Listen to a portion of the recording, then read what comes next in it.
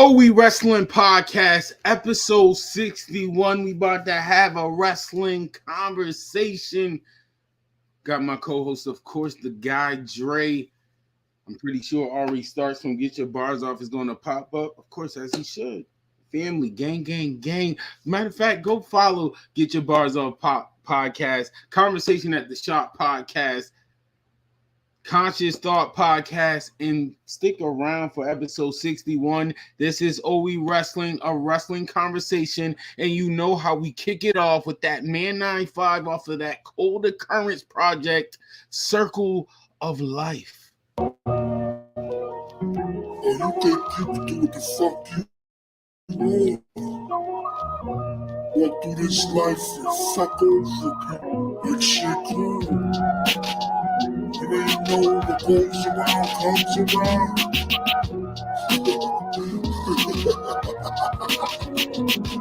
Yo, it started from a hopeless dream.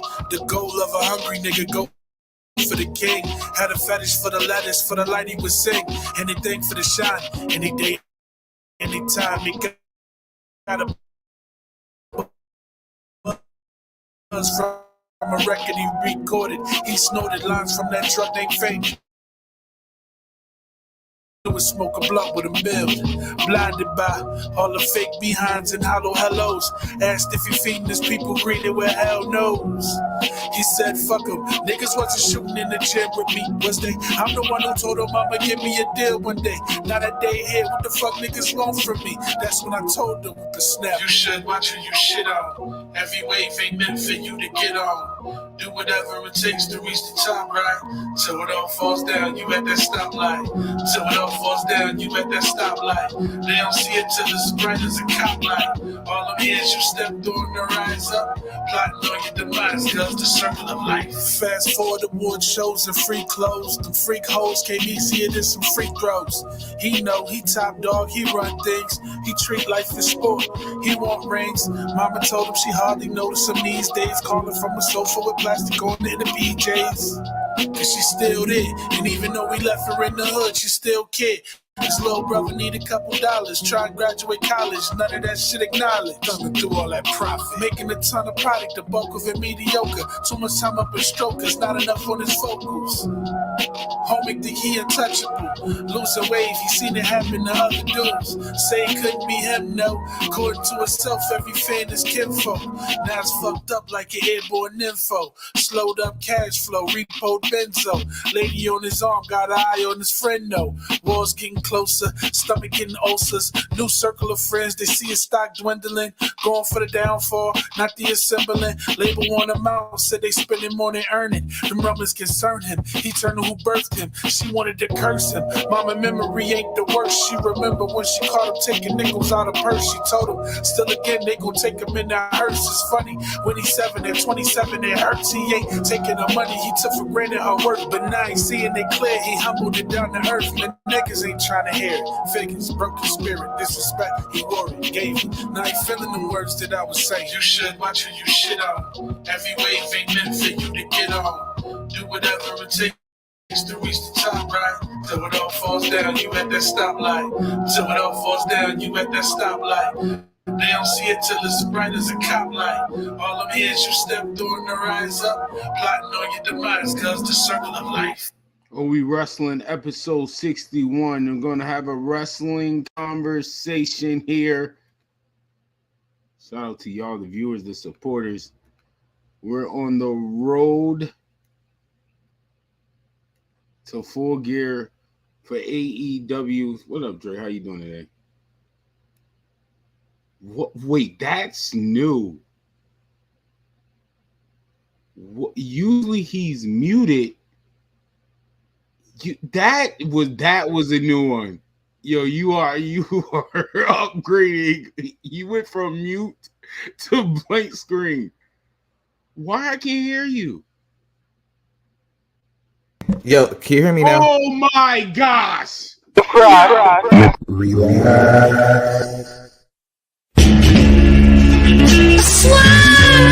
mass. Yeah. Black and white. Mic's up. Turn turn our mother loving mic up. Slim, what's up, Dre? How you doing? Yeah, I'll mute your mic. Hunger Games up in my head. Gotta get the dough, babies need. He's gotta go in fifth. Virgil. All right. Nah, you ain't doing me like that. You ain't doing me. Come on, Black Queen, Sasha.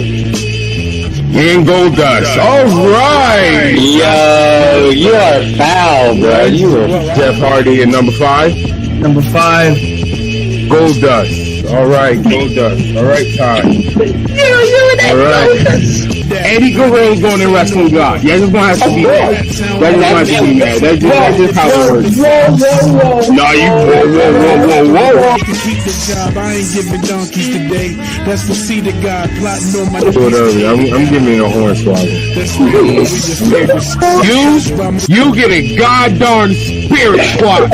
You're nasty, filthy top 5. Peers who, as it appears, ain't on my tier. Being hated by cats who ain't naked, that ain't my fault. My favorite what? What is your favorite finish move? Favorite? It doesn't matter what your favorite finish move. Oh no. Oh, this God damn it. It's your photo 40%. Yo, Montez, I'm taking yeah, I was about to say, hold on, yo. You lucky you lucky WWE got copyright, love. Boy, I would play the street part. I'm excited. It should be fun. I'm gonna beat her ass. But All right, talk your talk. I'm more interested in it now than I was before. To be honest with you, I mean, I was interested in it because it's, it's money in the bank. You gotta have some good and bad in their team. And even when it don't make sense, so that's why I'm like, I mean, because really that was their, other than like the AJs and stuff like that was really his, you know what I'm saying? That was like the most credible.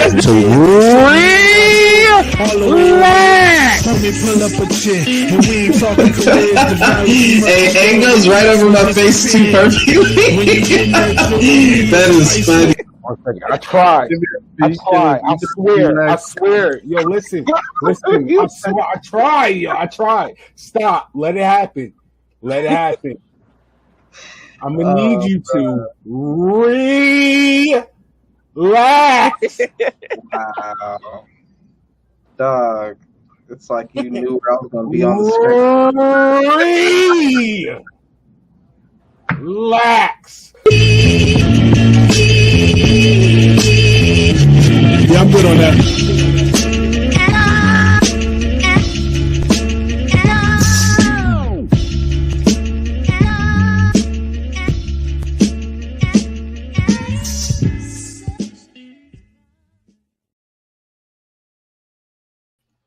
Oh We Wrasslin podcast, episode 61.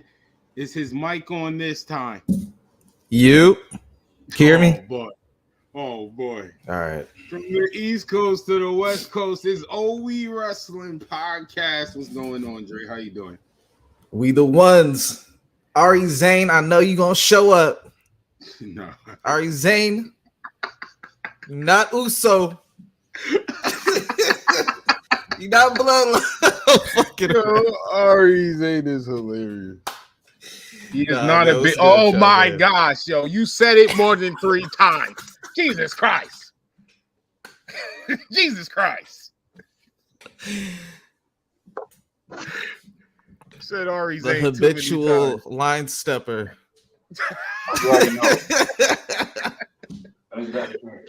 Yo, he a oos to me. The usurper. He a oos to me. So only oos you are, you a usurper, Ari.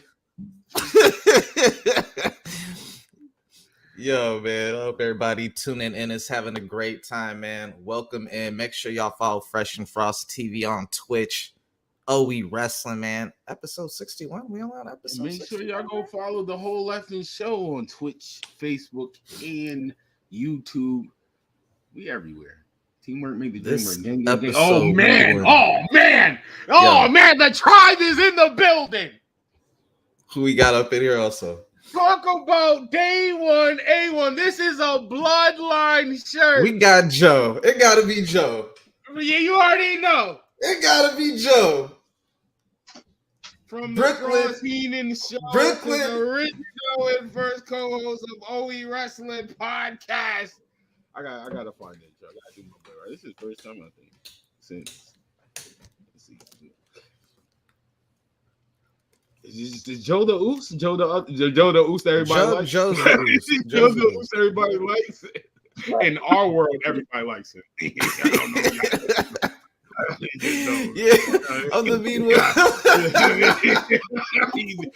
That's my favorite Oos, though. There you go. Go ahead. It matters. Like you said, we love it. That's all that matters. Bloodline tribe. Shout out to my boy, Oh We Wrasslin co-host, Joe.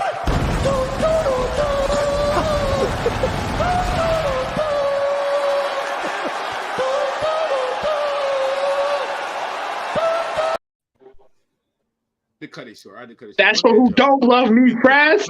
That's for who don't love the tribe, Frass. It's love us or die. A freestyle. Let me say that because as soon as I said that, he has held his middle fingers up backstage. I'm trying to be serious. That's why I was stumbling over my words because as I look down, all I see is this. Yeah. Okay.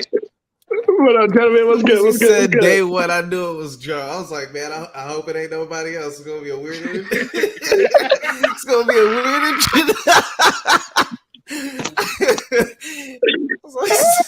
Yo, hey, better not be nobody else. I was like, the only other person was Dustin. Rest in peace, Dustin. Yeah, fair. Yo, before we get into the full gear, man, I was just looking over some wrestling news, and I wanted to get people's surprise reactions and whatnot, so I want to save it. Let's get it. Give y'all no forewarning what y'all walking into. You know nothing, y'all. So we're gonna start, man. We're gonna start good, bruh. Did y'all hear about Bobby Fish's boxing match over the weekend? He almost Northern Lights suplex, son. He lifted him all the way over his head. Yes, they clinched up. He lifts son over his head, was about to dump him, and realized he in a boxing match. Put him back down. Nah, you know what happened? I'm gonna tell you what happened. Boxing match, bro. I'm gonna tell you what happened, Dre. He thought he saw CM Punk. Facts. He was like, "I gotta get you the king." I gotta get you the king.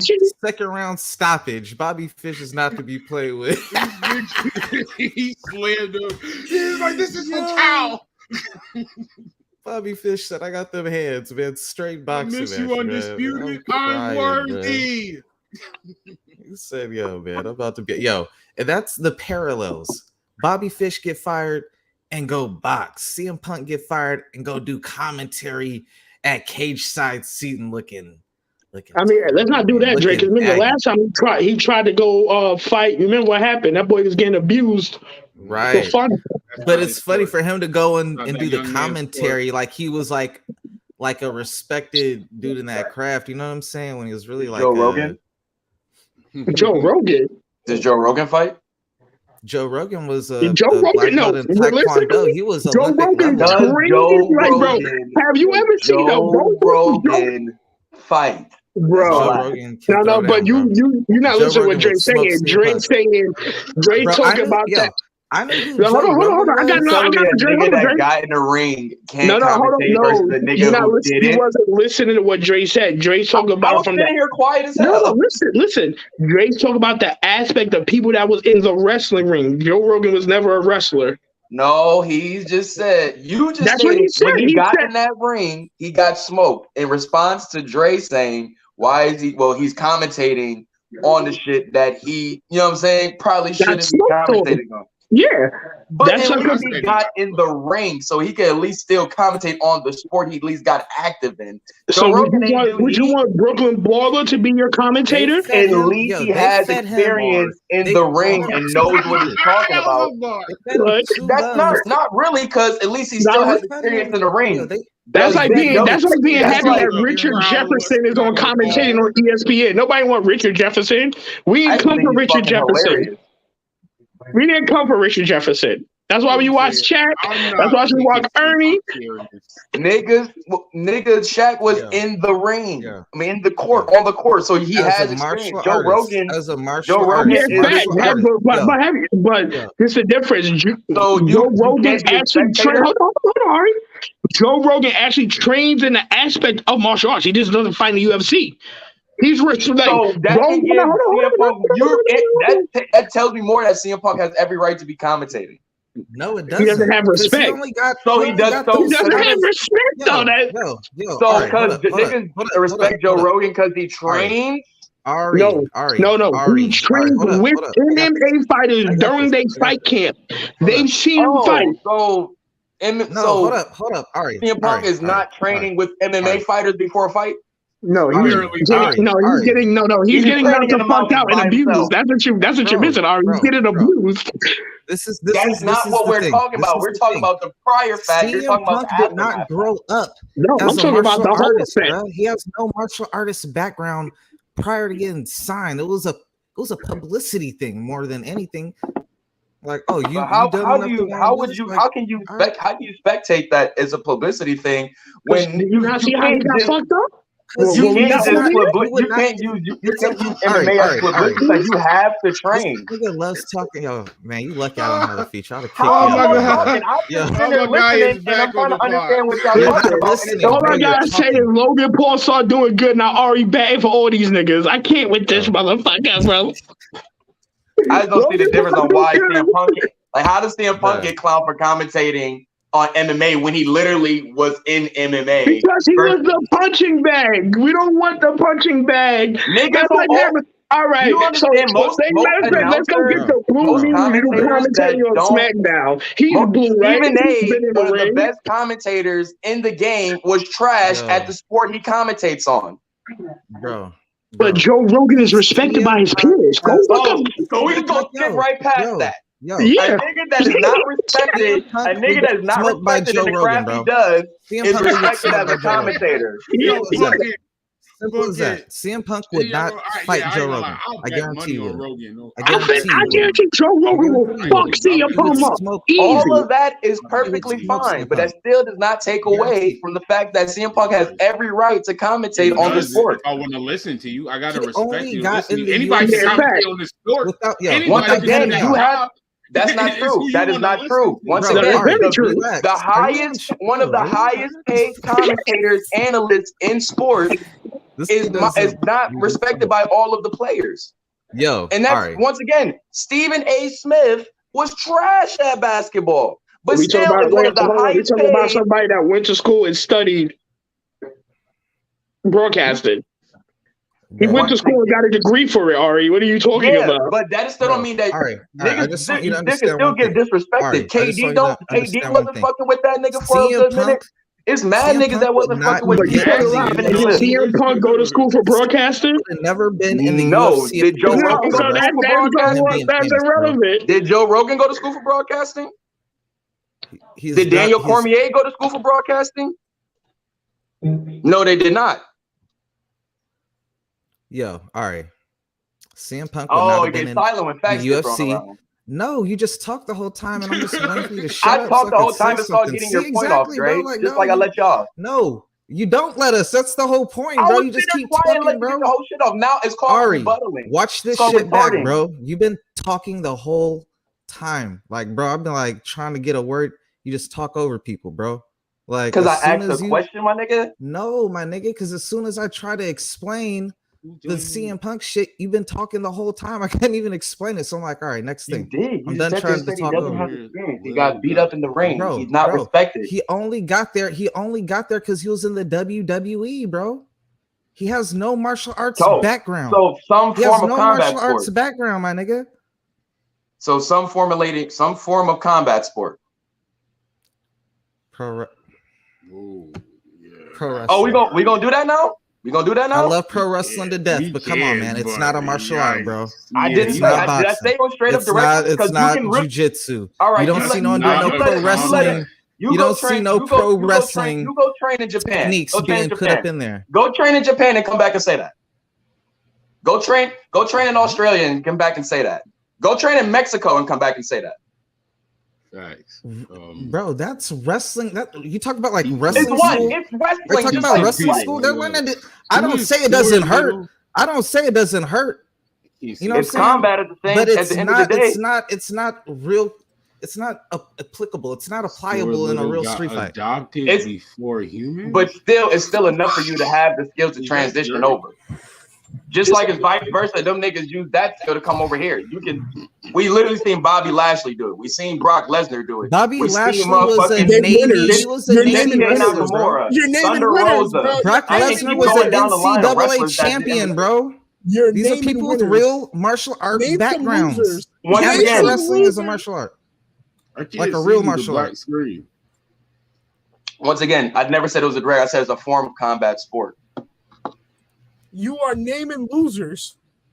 Well, once again, most announcers are not the best niggas in their fucking like sport. So we still got y'all just keep skipping over that you do not have to be the best nigga to be stalking on the product. Bruh. You notice when you mentioned too though about the athletes who didn't go to school or whatnot.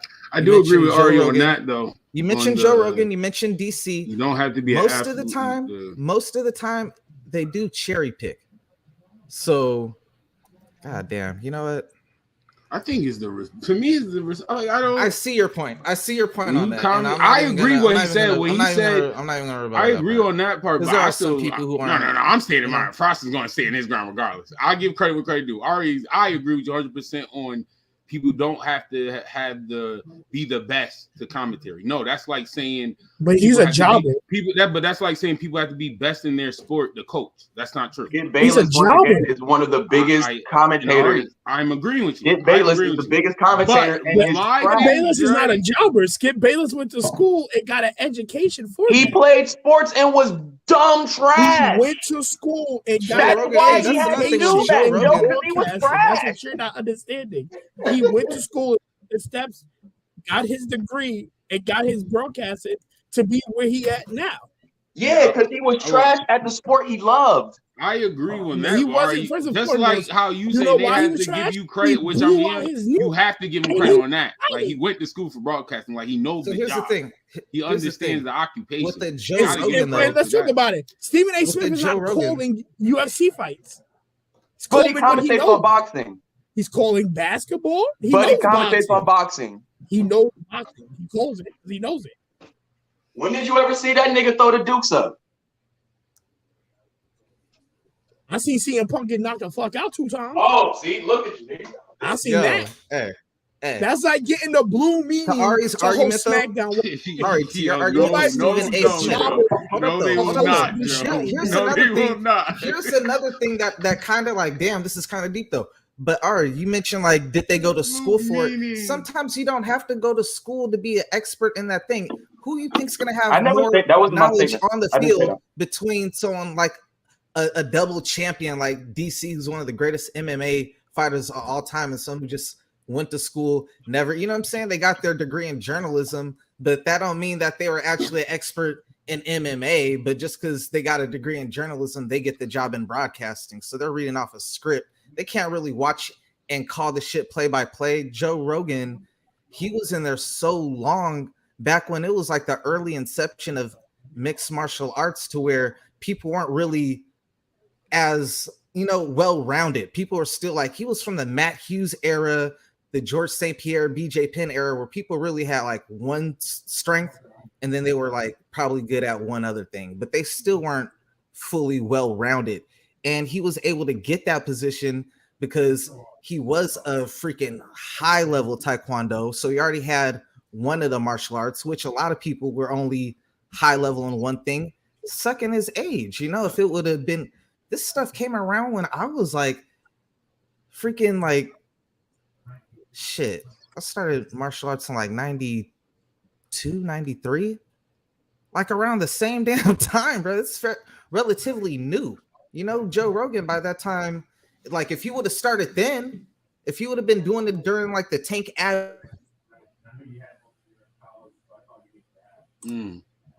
So A quick. Why did God stop him like? Yeah, in I fact, was letting him get his shit off. This is crazy. Anyways, a quick YouTube search. Welcome back, Joe. Yeah, a quick YouTube guy search. came in like the Apollo Sandman. It was like, Now I'm on YouTube. I type in Joe Rogan fighting, and the first video is Joe Rogan knocking out a fighter. That's the first video, and it's clear. Buddy is in pain on the ground, hurting. I didn't click on the video yet. I don't know. My thing is, I ain't gonna lie. I think to me, it's more the respectable thing. Like I'm not. It's more bro, to me. It's more. I'm watching this. I'm not really listening to you. I'm not saying Ari's wrong because, like we talked about, Pat McAfee. I can use an example. Pat McAfee is one of my favorite wrestler commentators. That nigga didn't get. It took him forever to get in the ring. Like I can't. That's why I say I agree with Ari, but I still look. Put on better matches than CM Punk this year. I agree, but that's not the point. I'm just saying. I agree. Once again, Frost is on both sides. I see both sides, and it makes sense. The point is, there's a million people. So just to answer Ari, for my reasoning, I can't talk to them because I'm not saying you're wrong, Ari. You didn't say nothing wrong to me. The only thing is the respectful thing. I think is in the fact like nobody want to listen to you. Oh no, but I agree with you on that, Frass. That's why he's on the. That's why he's not on. That's why he's not on UFC commentating. He's on that whatever platform they were on. I agree. That's the only thing I'm saying. I agree. The respect level is low, but it's not low enough that he can't get a job. No, they could hire him. He's like with the Japanese wrestlers. How you say respectfully, he got his name where he can say that to some jobs. I'm CM Punk. Yes, I could work here. What are y'all talking about? Wait, hold on. Being realistic. So Ari said something about Japanese wrestlers with skill combat, right? Yeah. And he was right. Because look at the skill combat Kenny Omega and the Young Bucks had to put him in to get at what was it? All out? Man, Joe, I'm just saying, he out in the fighting. Like, why he knocked him out? I ain't gonna lie that part. All right, we gotta revise. You right, Ari. He does deserve it. I haven't done New Japan training, so I can't speak on Ari. When he said New Japan training, that probably do hit different. But just dabbing in a little American training and dabbing a little MMA. Yeah, right. Bro, he did MMA training for like 3 months and he got abused. And I just did a little training, like, yo, I'm sure. And he got beat by nobody. That guy's not even on TV anymore. MMA, wrestling. Yeah, shout out to wrestlers. That shit hurt. I would never disrespect your craft. Even how American, I can only imagine New Japan. That's why I was like, that's a good argument. But American. Imagine taking a goddamn penalty kick from fucking Shibata. I'm good. I hear you. I'm good. But I don't want. I'm fine. Walk through training for wrestling and walk through training for MMA. Niggas heard the stories of what the fuck was going down in fucking Stu Hart Dungeon. This nigga was trying to make niggas into pretzel. Personal experience. I'm good. I don't want my arm all the way here. I'm good, bro. I'm just going off your body not supposed to do that. Like I'll take a wrestler. I'll take a wrestler. I'll take a wrestler V-trigger over an MMA V-trigger. Is all I'm saying. Yeah, facts. Because an MMA V-trigger is real. That's all I'm saying. That's real. It's levels to that. I'm not aiming for your back. It is. But we still can't like. I just don't want to take away the aspect that I'm not even an MMA guy. I don't even like. With wrestling is like I get it. You know what I'm saying? At least in American wrestling, it's more relaxed. But we've seen how it is outside of that. You know what I'm saying? I mean, I'm not saying, and that's why we gravitated towards it because it showed more realness. When I'm talking about it, I'm talking like overall, because there's like certain dungeons and training that's probably way more intense to the extent of MMA. But overall, nah. Just overall. Oh no! I'm not. That's all I'm saying. Say that. I can't do individual because we heard about. I would never downplay wrestling. This is why I'm here doing it, so people can understand the difficulty and the craft of it. Shit not easy. JR said the realest bar. You can't teach nobody how to fucking drop off a ladder. You can't teach nobody how to drop off a ladder. Yeah, I'm not saying they're not tough, but yeah, there's a difference. between the martial arts. I mean, them niggas are doing drugs though. Like a lot of God damn it. A pro wrestler. You know what I'm saying? You feel it when you off a perk 30. Oh God. First one with Joe here, huh? Halcyons, GHB, Placidil. No, the Placidils I think were in the early 90s.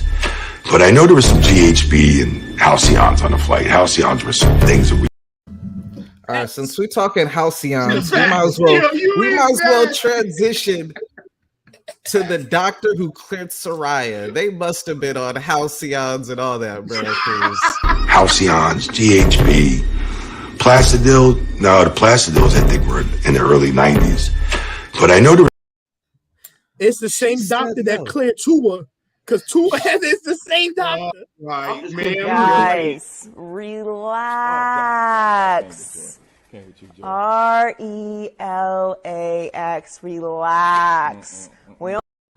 Yeah, her lips look so nice. I'm just confused, like, because I'm hearing the relax lady.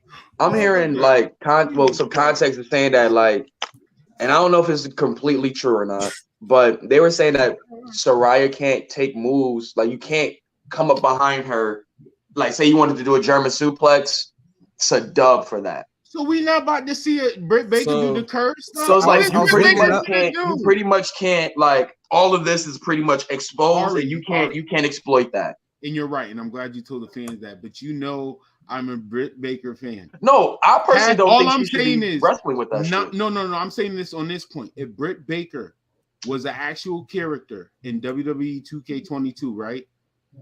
92% of her moves involves the neck area.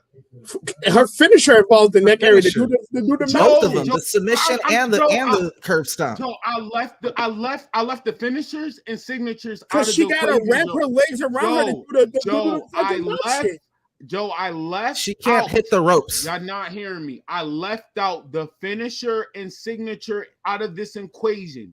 92% of Britt Baker moves involves the upper neck, upper lower body, every single one. So y'all know that's my currently. I know that's my favorite. I would never put a top 5 all the time, but y'all know that's my favorite. Now I know her move set, bro. There's no how is that? That's nasty. Listen, all I gotta say is keep her away from Nigga Rose and Thunder Rosa. Cause Jade, keep her away from Jade. Jade. Respectfully, I love you, Jade. I love you. I love Jade, but keep her away from Athena. That's who you need to keep her away from. Athena will kill her up in that ring. You might have the bar of the night, or maybe keep Soraya away from all of them because she's really not cleared to wrestle. that is a bar. That's the bar. God damn it, I agree with like, I'm not about to stop my shit because your half ass can't come in here and wrestle. Like, let's keep it tall. Let's ask real quick. How much she paid for that shit? Like for real. Me agreeing with Ari was like so when Sami Zayn mentioned going to the Waffle House. I was like, what? Like, bro, you know it's bad. We all gonna watch this match, right? And we gonna see her get dropped on her neck. Like, oh, that was bad. We just gonna keep watching. Like, wait. So Britt Baker gonna get squashed? You know it's sad. You know it's sad. She has to. That's the only way the match this is the fan in me talking. No, forget Sirr Frass. This is the fan in me talking. Is Britt Baker gonna get squashed? Oh, hell no.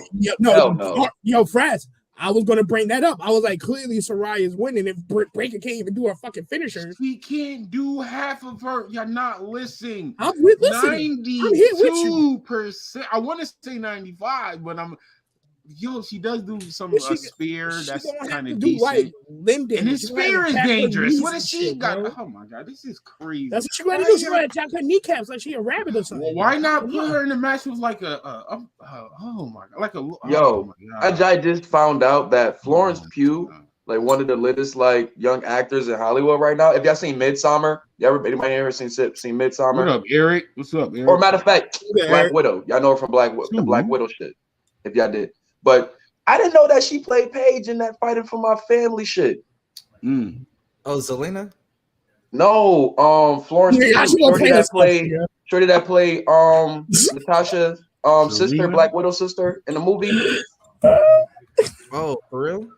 Yeah, yo, I didn't know that because I was watching the old trailer from the shit. I never seen the movie, and I just like, I never seen the movie. Holy shit, she got like one of them ones playing her. Like, so damn, like they really like put in like a lot of like.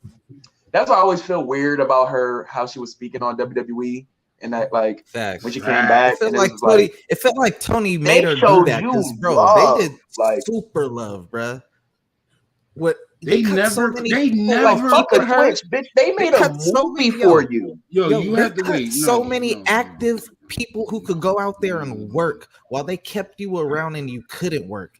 Well, that's not that. Hold on. I'm not. We can play the devil's advocate. Think about how much money they still make off her name just because she's Paige. No. I'm sorry.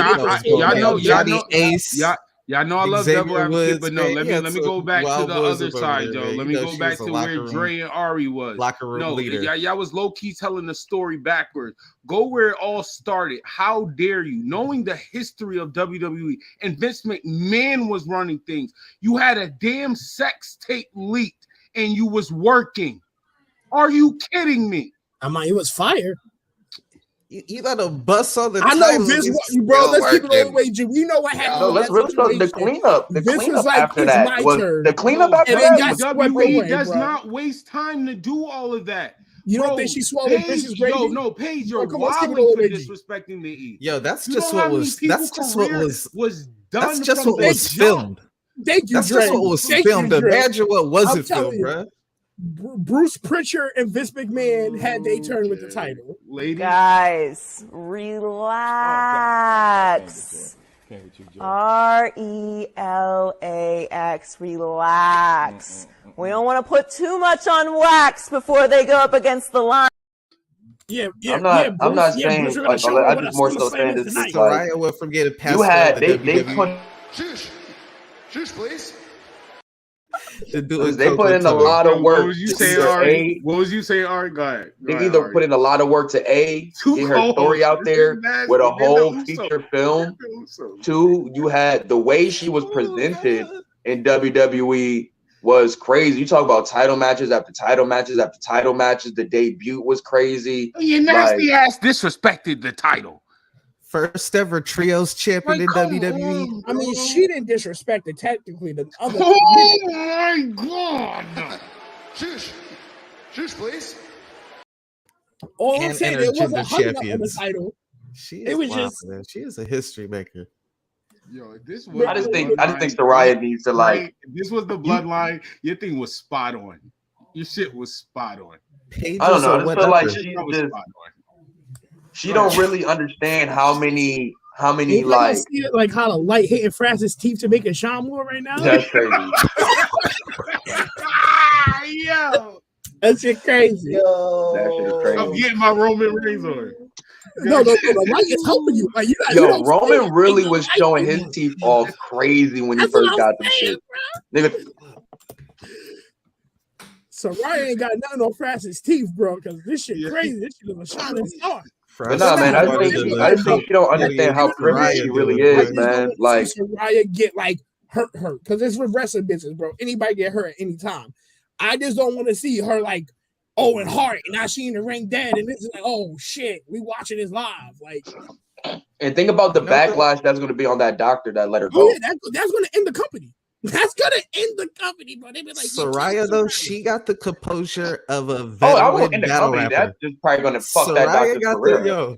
Soraya got the composure of a veteran battle rapper that's getting killed by his opponent in a battle rap. Because both times she did the promo with Britt Baker, Britt Baker is smoking her on promo, and then it's like she don't hear none of it. She just go back to. This is my house. I'm like, bro, if you don't we're not gonna do that, Dre. We're not gonna do that. He kind of came back and cooked Britt Baker. Britt Baker's house. Nah, we're not gonna be biased up here. We're not gonna do that. This is the house that Britt built. Take your aspect to WWE shit. Come on, bro. Nah, we're not gonna do that. When she's talking about, only thing I didn't like from Paige's promo was that she about that Tokyo Dome shit. Like, ain't nobody ever seen you in no fucking Tokyo Dome. So what the fuck are you talking about? Who said that? We talking AEW. Paige.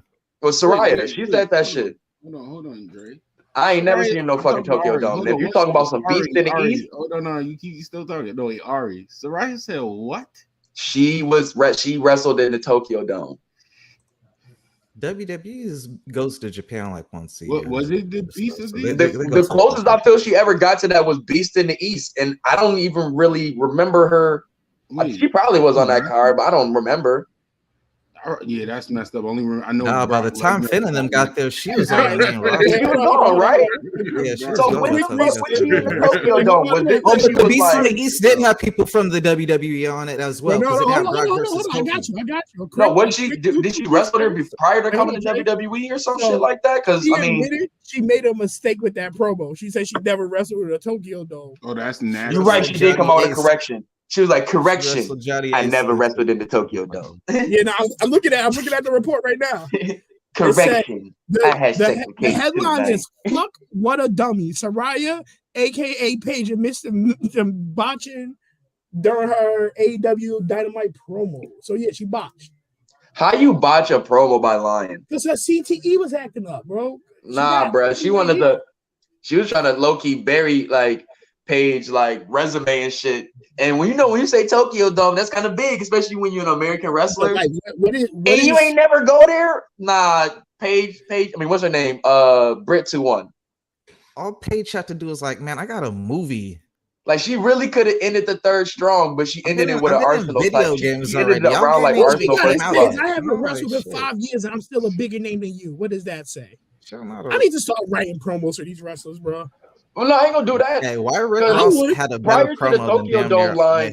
She was smoking Brit. Oh. She was. She came back strong. Like Brit was. It was one of those rounds you were like, damn, how are you gonna come back from that? And then Paige started going off. Bitch, I did this. I did that. You ain't never even. You don't even how to. You don't know how to be a superstar. You ain't even like. I'm not gonna lie. On paper, I want to see this match, but realistically, I don't at all. I'm not even gonna hold you. I don't want to see that at all now. So Dre, what's too much. All right. Too much. There was one topic I'm scratching because Ari's here. Because I already know. The energy. I already know we have a Bret the Hitman Hart hater up in here. Who gladly side with the Road Dog, Mr. Road Dog. Road Dog. Talk to me. Road Dog. Two favorite wrestlers. Road Dog having the nerve to say he was a better sports entertainer than Bret the Hitman Hart. Nah, I'm with you on that, Dre. I clowned that nigga on a post, bro. I was not hearing that shit, bro. Oh my god. Really, nigga? He said, I'm not a better wrestler, but I'm a better sports entertainer. Yeah, I swear to God. All right, don't. Like, because you better at shucking and jiving and make you a better sports, like what? So stop it, Ari. You gonna become an Uso. Stop it. Oh, if you bro, the nigga, this was literally his sports entertainment. Fire. And he said the same damn catchphrase.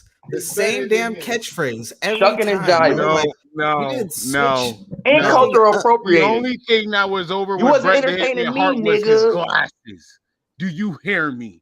The only thing that was cool about Road Dogg, it was that sometimes he would kind of subliminally like say he's smoking some bud. Like fire bar. That's about it though. Other than that, my nigga, just for that alone, he's the most entertaining. Get your insane clown posse having ass out of here. Fuck out of here. Road Dogg was Jeff Jarrett's bag boy. He was his roadie. That's not entertaining than Bret Hart. Not just Road Dogg, but Jesse James.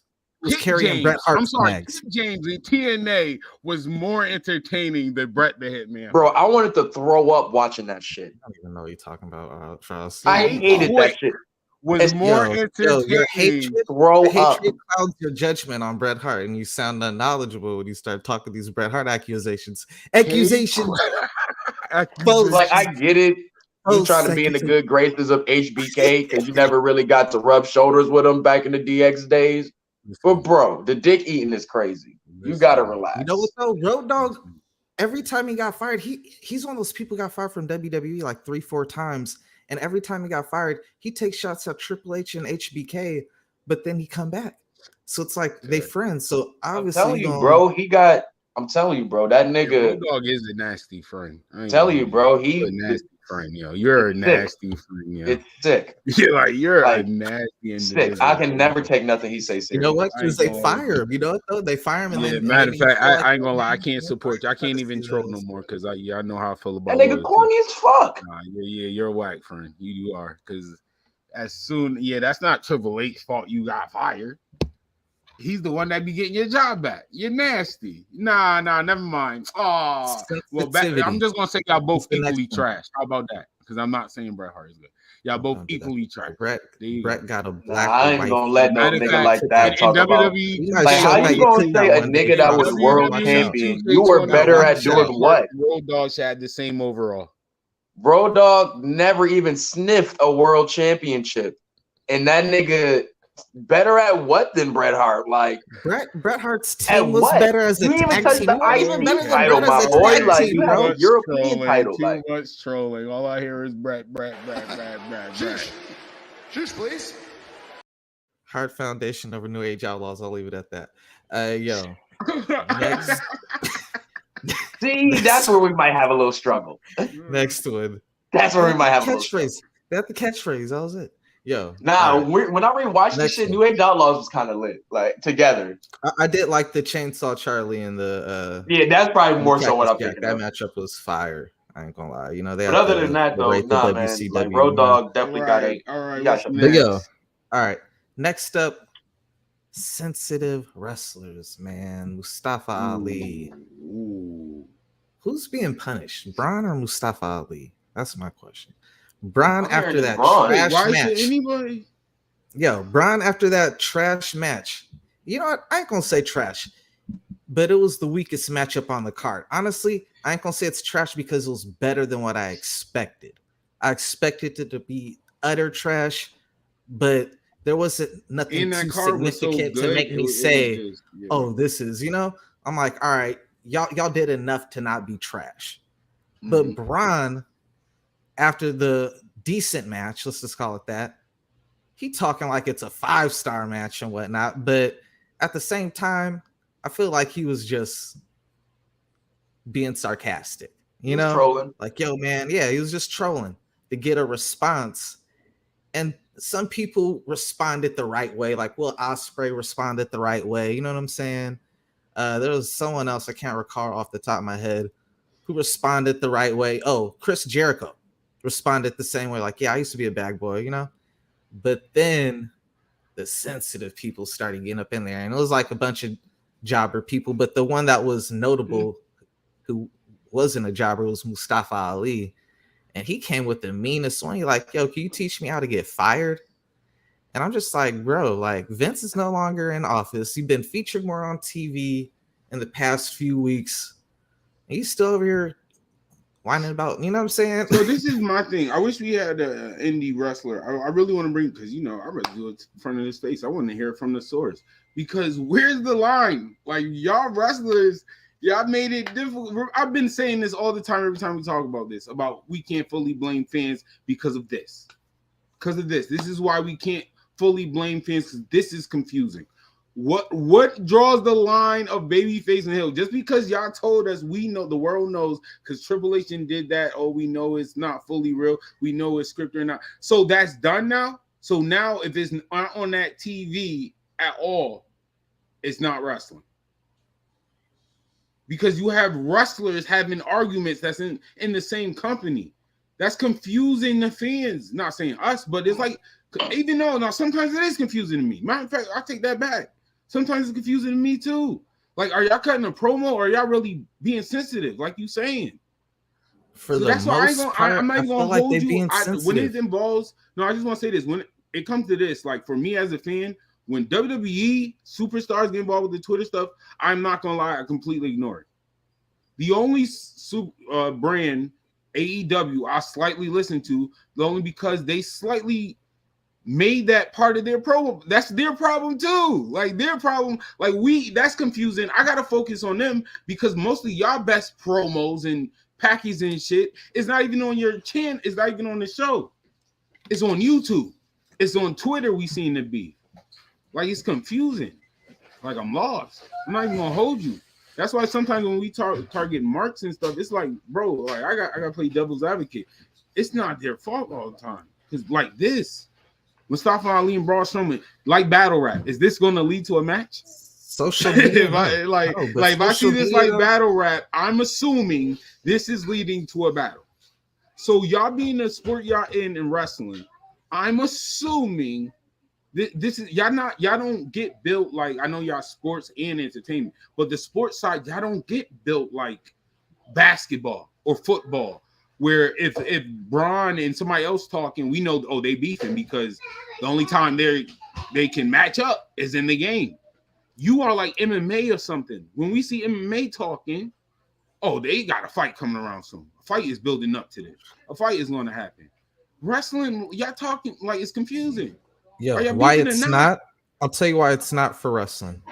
Why because there's several people who responded to it. So it's not just specifically Ali. Ricochet also Ricochet, Jericho. There's too many people. So it wasn't like, this is for a planned thing. There was several people who, and that's the problem with social media, or maybe it's not the problem. Maybe that's probably the problem with the fans. No, with the wrestlers. That think that these wrestlers. That's the wrestlers. Saying in the fact that they expect these wrestlers to stay in character. That's the job you picked. What do you like when we watch wrestling and they grew up? Think it's no, we're not. I want to be a part of the social media hub, And my rebuttal to that, when they watch wrestling, their wrestlers that they grew up was always in character. So why now when they get the job is weird or it's strange, it's different? Ric Flair was always in fucking character. No, he wasn't. Hogan, I don't even look. I'm gonna go in your bag, and y'all know I don't even like him. Hulk Hogan was always in character. That's not true. Well, most of the time I see him using character. When I was a kid, I always tell you the story. I literally seen Kane in blue jeans. That's not in character. Why? What man from hell is wearing Lee jeans at the mall? Bro. Well, I feel you. I was born in the golden era. If you listen to the people I said, but I feel you. As long as you got the mask on. The mask is the mask, but being yourself, like just being yourself, regular self, that's the thing. These guys have like that's why it's called the reality. I need a better example than wearing jeans. Yeah. Oh no, that's why I don't expect you outside life to be like, this and that, but like, bro, on social media, that's the same platform you promote your stuff, bro. Like you're promoting your event and this and that, and at the same time, now you're like it's confusing. That's confusing. I'm not saying like that y'all.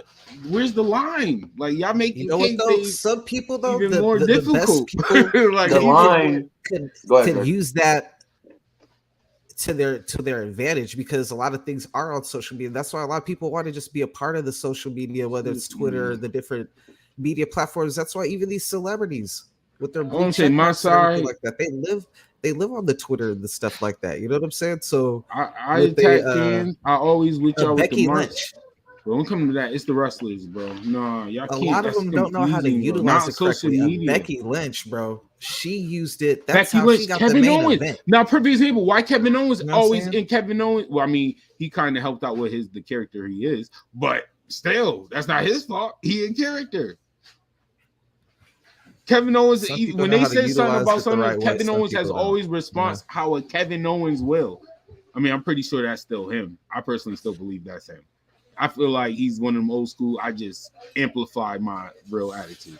It could be that, but Kevin Owens always in character when he's talking like that. Yeah, no, he really kind of just be speaking as. But not even just say Kevin Owens. Becky, when Becky responds to stuff, she was in man mode. You see what I'm saying? Like that's why I say it's confusing because now what you said, her character. You said how it's serious now when it's different wrestlers. I gotta pay like what? Like that's why me personally, you can tell when it's. When it comes to wrestling, social media, match, I don't. And when it's a dude speaking, the way that Becky did, that's what I'm saying. The way Becky did her stuff, like it was crafted for her character and for like. That's all I'm saying, bro. With this, the reason, like Ari, what you saying, Ari? Another thing with him on blue jeans, that's fine. I'm not saying wrestlers like out, their daily, bro. You got a life, like that's still your job. You got a life. When I mean, but just like your job and your job. You get off at a certain time. The only reason why I'm adding social media because, like I said, that's the same platform you promote your. I'm saying me. It's the same platform you promote your stuff. You promote what you do, and you do your character stuff on there. And at the same time, you get mad and you do your outside of it. That's confusing to me. That's why I don't deal with. That's not fair. Because just as like I said, just as you have a 9 to 5, or not just say we all, you got to take the uniform off at some certain point. That is fair because just like you have a 9 to 5, certain people don't have social media because of that. You're not supposed to do certain. You're not supposed to do certain things on social media to keep your job. Like you're not. That's very few though. Most people who have they jobs have that job. Media, so they're that few. Why are there not that few? Not really though. That's why they call this era the reality era, because you're blending these people's real life with, like, once again, this is 2022. Most people are not coming into this thinking that this shit is completely real. Once again, we see too many things that contradict that. You know what I'm saying? Once again, you'll see motherfucking, oh, this guy doesn't rock with this guy, but when you see a picture of them at a wedding, they're all together. You know what I'm saying? Or just flip it. They don't call Miz just Miz on TV not anymore. Sometimes they call him Mike. Sometimes they call him his real name. Sometimes they do it with Triple H. It's times where they blend that line of real life and the wrestling world now. And Twitter and social media is just a part of that. Sometimes you can have them two wrestlers arguing, and next thing you know, I think it was actually Sami Zayn and AJ Styles, I believe. They had them two arguing. Next thing you know, they was wrestling on Monday night. You know what I'm saying? Or you can have the flip side where you will see. I just stay away from it. Like you just said with Braun Strowman. Braun Strowman going on there trolling about his match and such like that. And then you have a nigga like Mustafa Ali, you know what I'm saying, who speaks up for himself. Like that's like if you see you on social media and you hear a dude going crazy about, you know what I'm saying, the something about that's going on at your job, and you're like, yo, this nigga wilding. You might comment on it. You're like, bro, you wilding. You know what I'm saying? All right, you just brought a perfect point to my attention. I'm saying it to their face, and we work at the same place. That's cool too, but I mean, if y'all follow each other on social media, you just made me realize. You just made me realize while listening to what you were saying. On social media. You made me realize just while listening to what you're saying. I didn't realize this until just now, but this just proves that WWE is a way more safer work environment than AEW. Because look at Mustafa Ali. He felt comfortable. Him and Ricochet felt super comfortable talking extra spicy to Braun Strowman. No, they gonna see him. So are you comparing that to CM Punk? No, I'm comparing it to Sammy Guevara. No, I'm comparing it to Sammy Guevara talking reckless online to Andrade. And then Andrade just pulled up and once again. That's his plug. That's what I'm saying. That's his plug. What are you talking about? You're talking crazy. That's what I'm saying on AEW. Halcyons, GHB, Placidil. No, the Placidils I think were in the early 90s. Yo, you gotta be laughing too. Yeah, that's what I'm saying. Like, got that perk. If somebody got them gumbo backstage, bro. You're not going to disrespect the plug. Well, they are saying it has been a lot of heat on Braun backstage. Yeah, I heard that. AEW would go down, man. That's why they wild, got a little. He's not Braun a favorite. Braun can't do that. Sammy got Chris Jericho, and he's liked by Tony. I'm gonna keep it tall. I'd rather we fight than do all of that cold shoulder political shit that they be doing in WWE. Because that shit is more fucking mentally draining than having to come here and worry about if a nigga gonna fight you. At least you know I gotta come here and fight. They know they don't want to fight Braun. Ricochet. Hey, I think they both can take him. That's a bar. They good. I believe. You know what? I mean, Sin Cara got Sheamus. Sin Cara got Sheamus. And it's short nation forever. So you know what I'm saying? I mean, anyway, you know, like yeah. And I don't know. Celtic Warrior shit don't mean shit to some niggas, bro.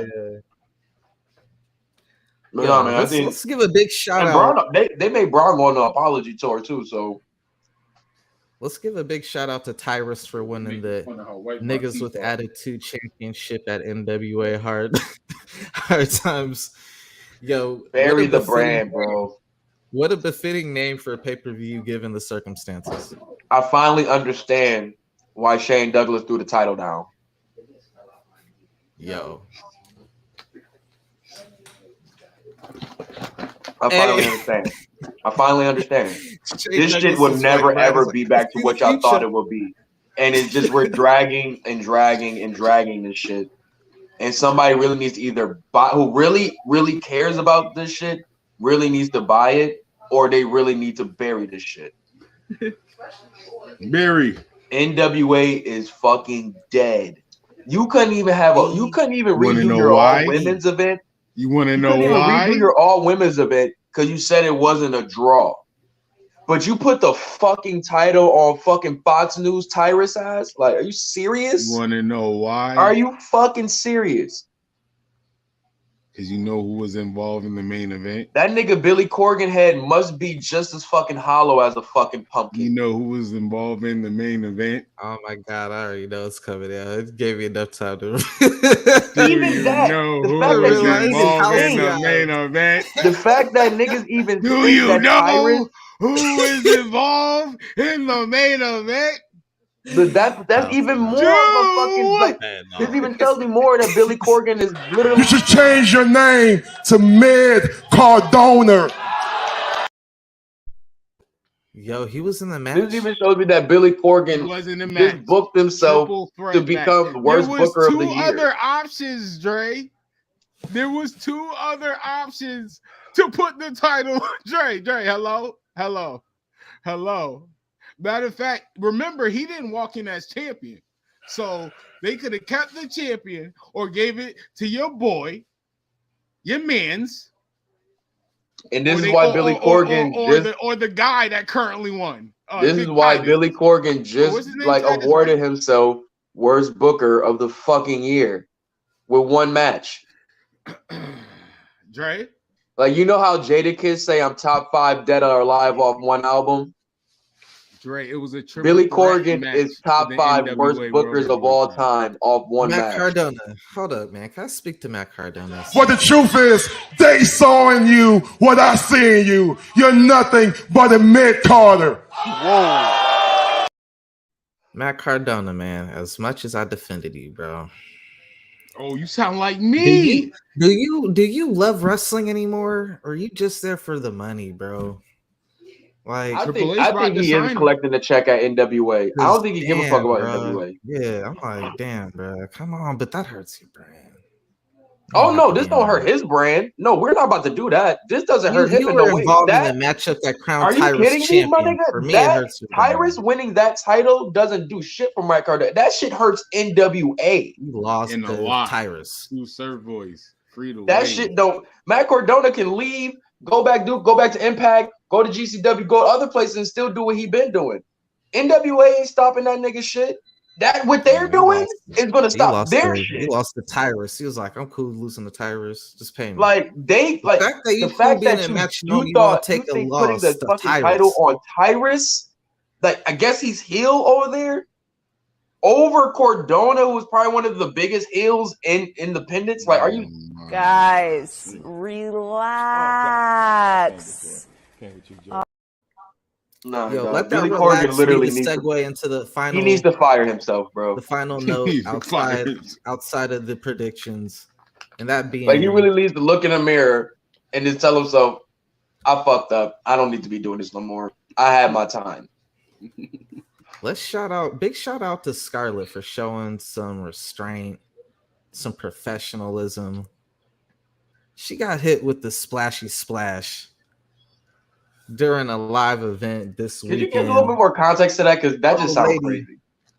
Old lady in the crowd she thought Scarlett looked thirsty, apparently. Wait, she didn't like what Scarlett had on. And during a matchup with Drew McIntyre and Karrion Kross on Saturday Night Live this weekend, girl from the third row threw a full cup of alcohol and completely drenched her ass. You know what I'm saying? That was on live? And I don't know if they got it on there or if it got cut off, but it was supposed to be like a live event. But I saw the little Saturday Night Live banner on the ring, so I assume it was Saturday Night Live. It was a house show for sure. I think, where was it in? What city? It was in Illinois. Yeah. Portier, Illinois, or something like that. But Hoyer or something like that. Maybe got arrested, yeah. She got her entire family thrown out. You know what I'm saying? Damn. Her husband. No Thanksgiving for you. Got all of them thrown out. You know what I'm saying? No Thanksgiving for And the fact that it was like Scarlett was trying to be cool about it. Like she's like, I'm just gonna continue to do the show. I ain't even going, you know? Yeah. Security was like, fuck that. when snatched Y'all think she should press charges, or y'all think she gonna be chill about it? Oh, don't press. She just responded to like, I ain't even about to trip off it. It was an old lady. She thinks she kind of found it a little fun. She's like, man, I was like, Granny actually I'm surprised Granny threw a beer at him. I'm surprised Granny drank. You know what I'm saying? So as a character lady, in wrestling, is that you think that helps her character? I think it was cool that she stayed in her character. She didn't overreact, let it get to her. You know what I'm saying? She didn't seem shook up about it. Yeah, hold on. How I talk about stuff getting confused? Y'all gotta nib it in the bud. Don't. No, and I know how they used to think like that. No, we're gonna cut that off. We're not giving y'all window. That has nothing to do with heat. That has nothing to do part of the show. This is not WCW. Y'all ain't throwing nothing in the ring. We not starting that trend. I can see The Office now. No, maybe accuracy. No, that's nothing part of Slasher from the third row though. Like that cup went over two people's head. If I was in the crowd, and they would not. The cup went over my head. Bruh, if one drop out that cup, that's not going to touch me. It's popping off, bro. Like you would have to worry. You would have to worry about Scar. You'd have to worry about. They're dead in this. They're dead in this early. No, they're dead in this early. This ain't getting out to more of the masses. Like, I know that's messed up for the kids, for real. I know the kids is like, I can't stand this. I can't take her anywhere, bro. My mom don't know how to act. Yo, man, like, and just imagine like what that. Like, damn, for those kids, like, this is how your mom acts when she's out in public. She can't even act responsibly in a crowded event like that. This is ridiculous, bro. You know? No, I'm just thinking as a kid, as a wrestler. What Hope say? Like, bro, your kid gotta grow up like this is my dad. Yeah.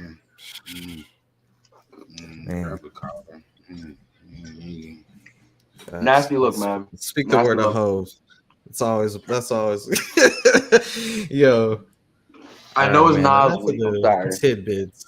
Yo, salute to Nas, man. He is wilding, bro. Nas been wilding. King's Disease 3. Man, he been cooking. All three of those King's Disease, and then he had what was the other one? He had like a fourth album also, like a in between after number 2. It was called like what?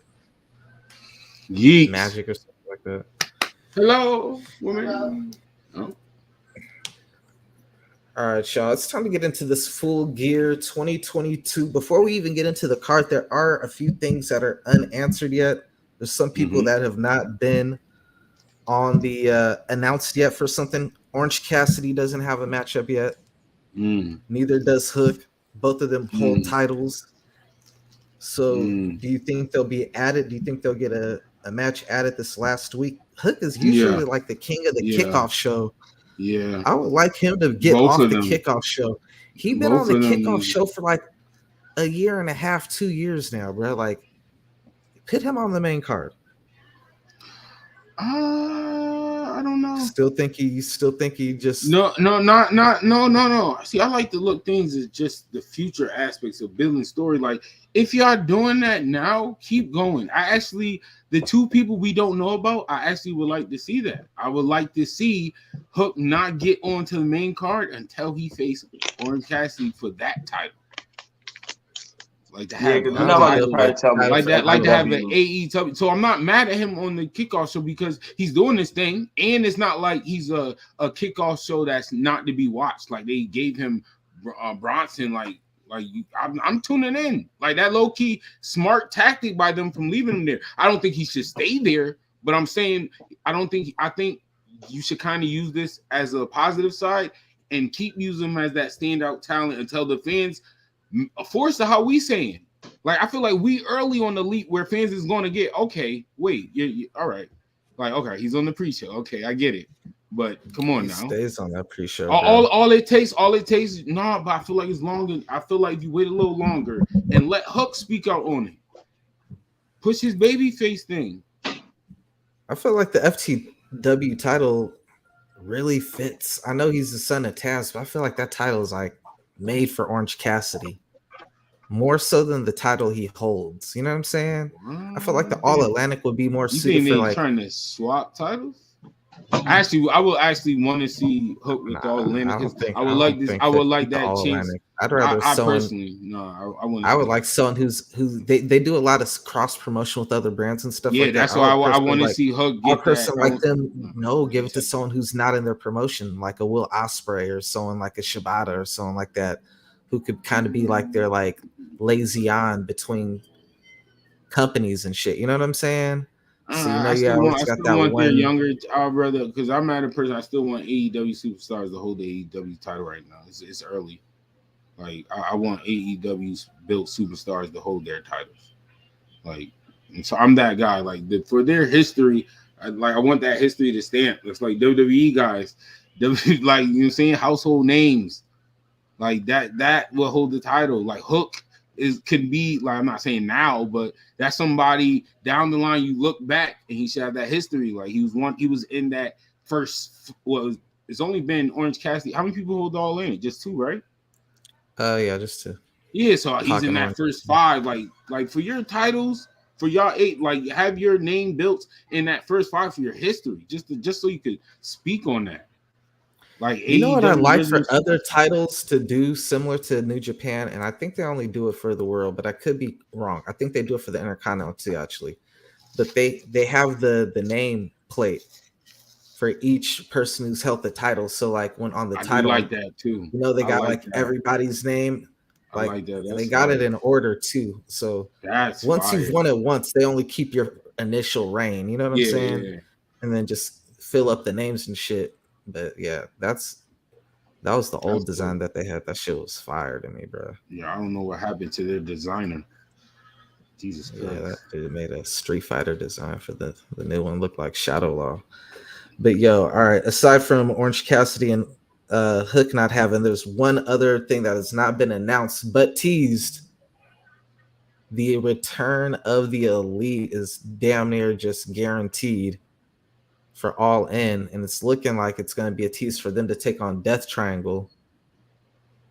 Do you think that's going to be the case? Do you think it's going to be something different? You think they're going to come back as just a promo? I think so. I think it's like it's kind of like a win-win in a sense, because we kind of get the match we all wanted. You know what I'm saying? They get to come back. Let's keep it tall. Nobody was trying to see the best friends. Nobody was trying to see that shit. They were stripped of their titles. They never really lost the title. Like, I mean, no, I'm trying to say, who did they beat? Who did they beat again to win it? They beat the Dark Order. The Dark Order, right? I didn't want to see that, but we gonna finally get Death Triangle versus the Elite. That's fire, and it all like that is fire. You know what I'm saying? Lucha Bros, they got history with the Buff. Ray Phoenix and Nick Jackson in the same ring again. Pac and Kenny clearly got history in AEW from their shit. It all makes sense. And then you already I do want to see it. I definitely Death Triangle, they're starting to like break up from within. So I know more than likely them titles is more reasons why them titles. It's one of those things. I'm not mad at it. I'm mad at it. Yeah. Like if it happened, it's like, oh, well, I understand. Because Pac is definitely good at something I do find interesting about that. It does make sense, so it's cool, but at the same time, it kind of reminds me of like how people talk about like the little backstage cliques and whatnot. And it looks like, all right, you're coming back to work with your clique, like as opposed to like people you haven't worked with yet. You know what I'm saying? Mm-hmm. Someone who just might not be in your inner circle, whatnot. But with that said, knowing that if that's the matchup, that's probably going to be the matchup of the night, and that is the best way to come back to reassert yourself at the top of the list, because you know you're going to steal the show if you're working with Ray Phoenix and you got Pentagon and Pac as your opposition. Mm-hmm. Like, yeah. So they're going to be able to. That could be bad for their ego too, though, because they're going to steal the show and then they're going to get right back, just like how CM Punk had an ego. They're going to be right back to like, yeah, we run this bitch. You see, we stole the show. Yeah. What did Kenny Omega do at the last pay-per-view right before the scrub? That might have also played into CM Punk feeling Aggie. He told them when they finished their match, he's like, try to top that bitch. You remember that, Ari? Did he not? Kenny gonna go out there, they gonna steal the show again, and then he gonna walk off and be like, try to top that bitch. to everybody. You know how my boy Kenny give it up filthy, bro. The elite and look who's gonna be in the ring with this. Come on. I haven't heard no elite complaint other than CM Punk. You know, it's amazing how CM Punk got all this heat, but Kenny, the one who literally told people in the meeting, if it was up to me, 8 out of 10 of y'all wouldn't be here. That's basically saying like half. I don't like. I mean, most of y'all. Is he lying? No, I don't want to defend Ari, but I'm sorry. Is he lying, Dre? He's supposed to be a leader. That's leading. Y'all better pick up y'all. You better pick it up, bro. When you the one, all right. What do you mean? You better get better. That's a leader trait. That one, I'm not doing that. I'm not doing. Sometimes you gotta give tough love like that. Dude. That's super tough. He didn't. 8 out of 10. He didn't say you. He didn't say you. So if you feel like you in that 8 out of 10, if you took it that way, then I'm talking to you. That's 8 out of 10, that's bro, is a lot of so why are you? I said 8 out of 10. I didn't say. I said first of all, if somebody said that to me, and I'm confident in what I'm doing, I'm like, damn, he talking to them. It's crazy. Like, what are you talking? You never feel bad if somebody's saying nothing that is targeted towards you or has something to do. So anybody that felt that way, they get in the gym. Shout out! I'm sorry, I ain't even want to defend Kenny like that, but not that line. We're not doing it. Especially when it's a fact. I'm not arguing a fact. That is not how that is a fact. Work morale up, bro. That is a fact, Dre. Bro. If you work at a company, bro, like if I was at my job, if I was the boss and I said that, man, like motherfuckers would hate me. You know what I'm saying? It would lead to a toxic work environment, bro. All I'm saying is, if my boss said that, me personally, I'm not mad because I'm not that 8. He's not talking to me. Then you're going to be the 2%. You're going to be that's not going to be. Get in the gym, do your job. No, I'm saying that's going to not be complaining, but that ain't going to stop everybody else from grouping up. That's them, and that becomes a bipopulum fallacy. Where the majority, if you do on my end, if you're doing your job, then that line shouldn't offend you. That's not a targeting line. He is targeting to a certain crowd. He did not pick out an individual. So if you feel like you're in that crowd, yes, you don't belong here. Is that not a true statement? Professional wrestling. If you don't feel like you belong here, what are you here for? Like wrestling, just how we already talked about the combat. With me, what I look at wrestling more important is not just the combat. The you have to be safe because somebody else's life literally is in your hand, low-key. Like some of these moves, their life is in your hand. You can make a slight mistake, not being good, and their life is over. We've seen good people make a mistake. And Kenny Omega look at Stone Cold. Look at Stone Cold. Several. And Kenny Omega knocked out a lot of people with that V trigger. I ain't gonna lie. But I ain't trying to bash Kenny. He's not the safest worker himself, so he can't be over here talking like, yo, it ain't based off being a safe worker. He damn near killed Bandito's brother, or not Bandito, my fault. Rush's brother. During that match with him and yo, what was Sutton's name? Dragon Master? Dragon Lee. No, we're not doing that. The only reason why I'm not doing that for Kenny, because after the match, didn't they attack Tom?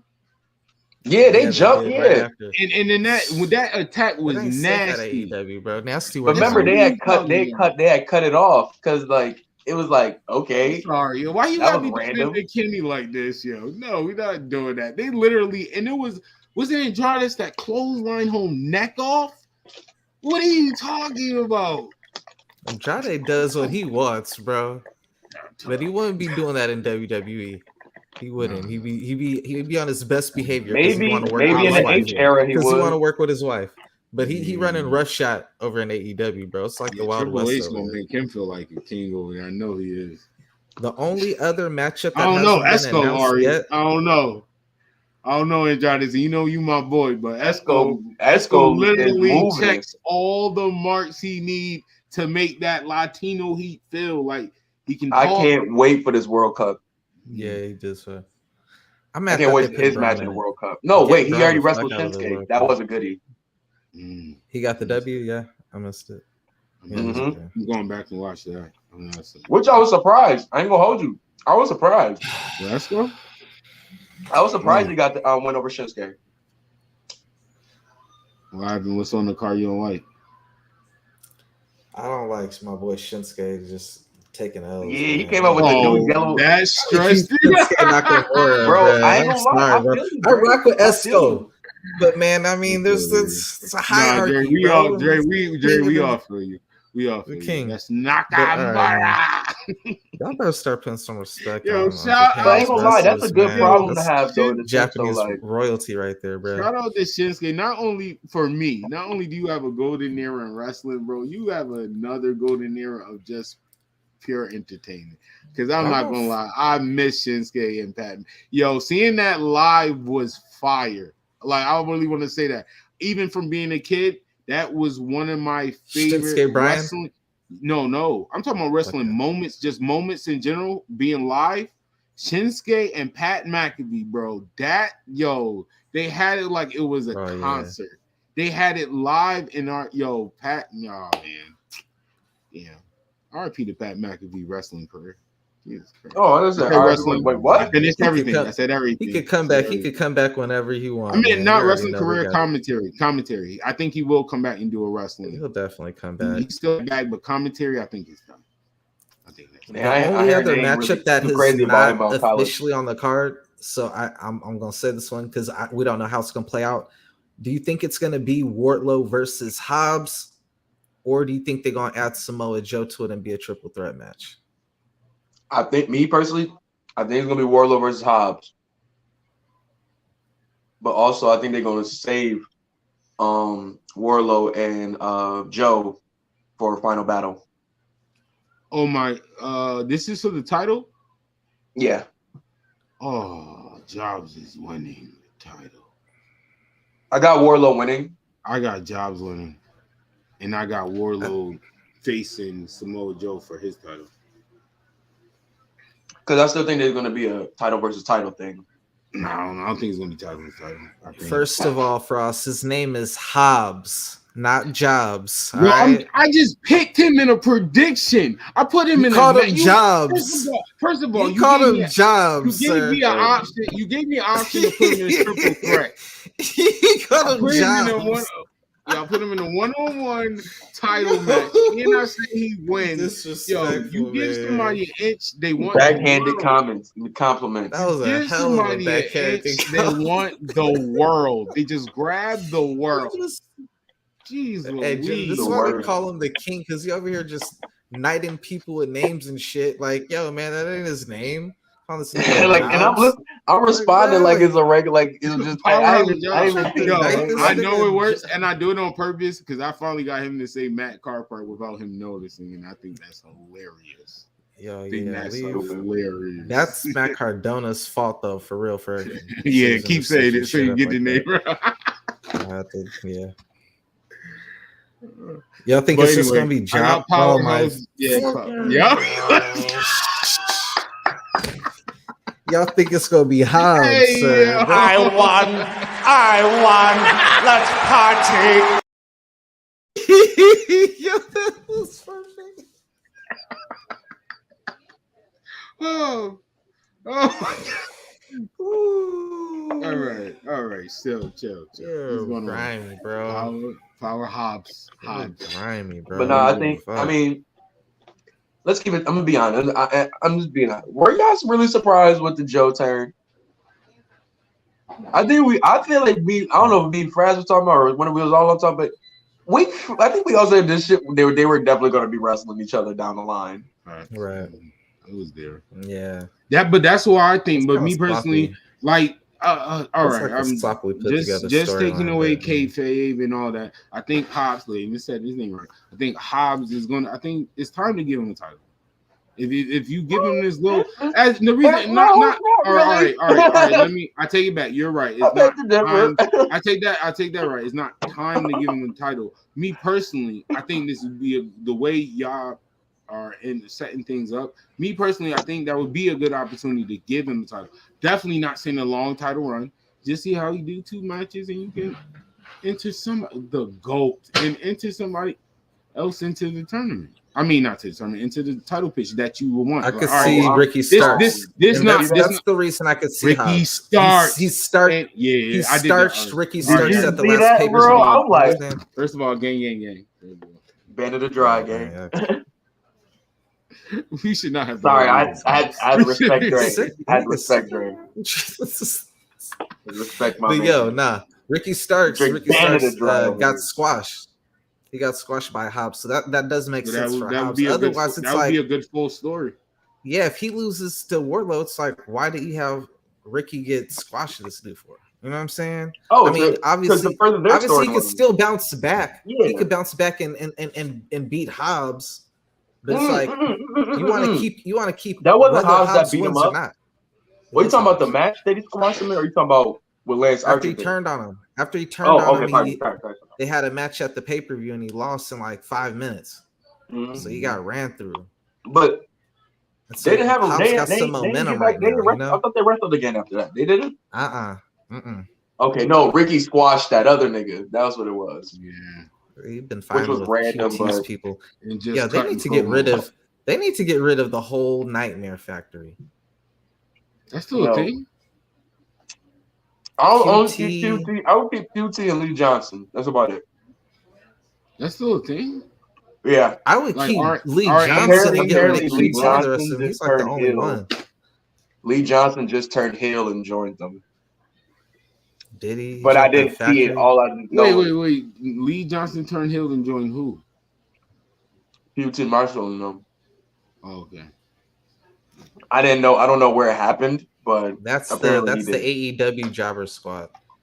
Lee Johnson, straight up and down. Like they're you dirty. You said you was going to get rid of Johnson and keep QT. No, I said I will only keep Johnson and QT. Oh, okay. My fault. Yeah, the rest of them niggas can go. Allegations. Allegations.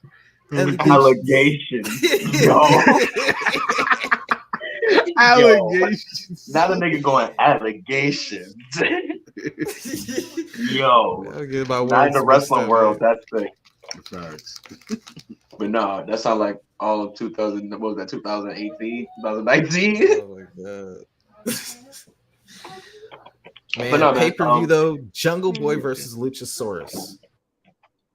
I felt like they almost already wrestled. Didn't Jungle Boy get squashed by Luchasaurus? Yeah, man, he chokeslammed him on the gate. Or was that for Christian's matchup? And that was for Christian's matchup. That was Christian's matchup. You're right. They didn't have a one-on-one themselves though. I thought didn't they have a one-on-one too? I don't think so. This is their first time. Mm-hmm. At least in AEW, I believe. Do you think Jungle Boy gets a win, or do you think Luchasaurus? Yeah, I look at this shit like a video game quest, like a video game. Like, you know what I'm saying? Like, he got it. This is like Christian is the big boss. That's the big bad. You know what I'm saying? And he has to get through Luchasaurus to get to Christian. You know what I'm saying? Yeah. His niggas on some Zelda shit right now, bro. What's up? Gang. You know? You hurt?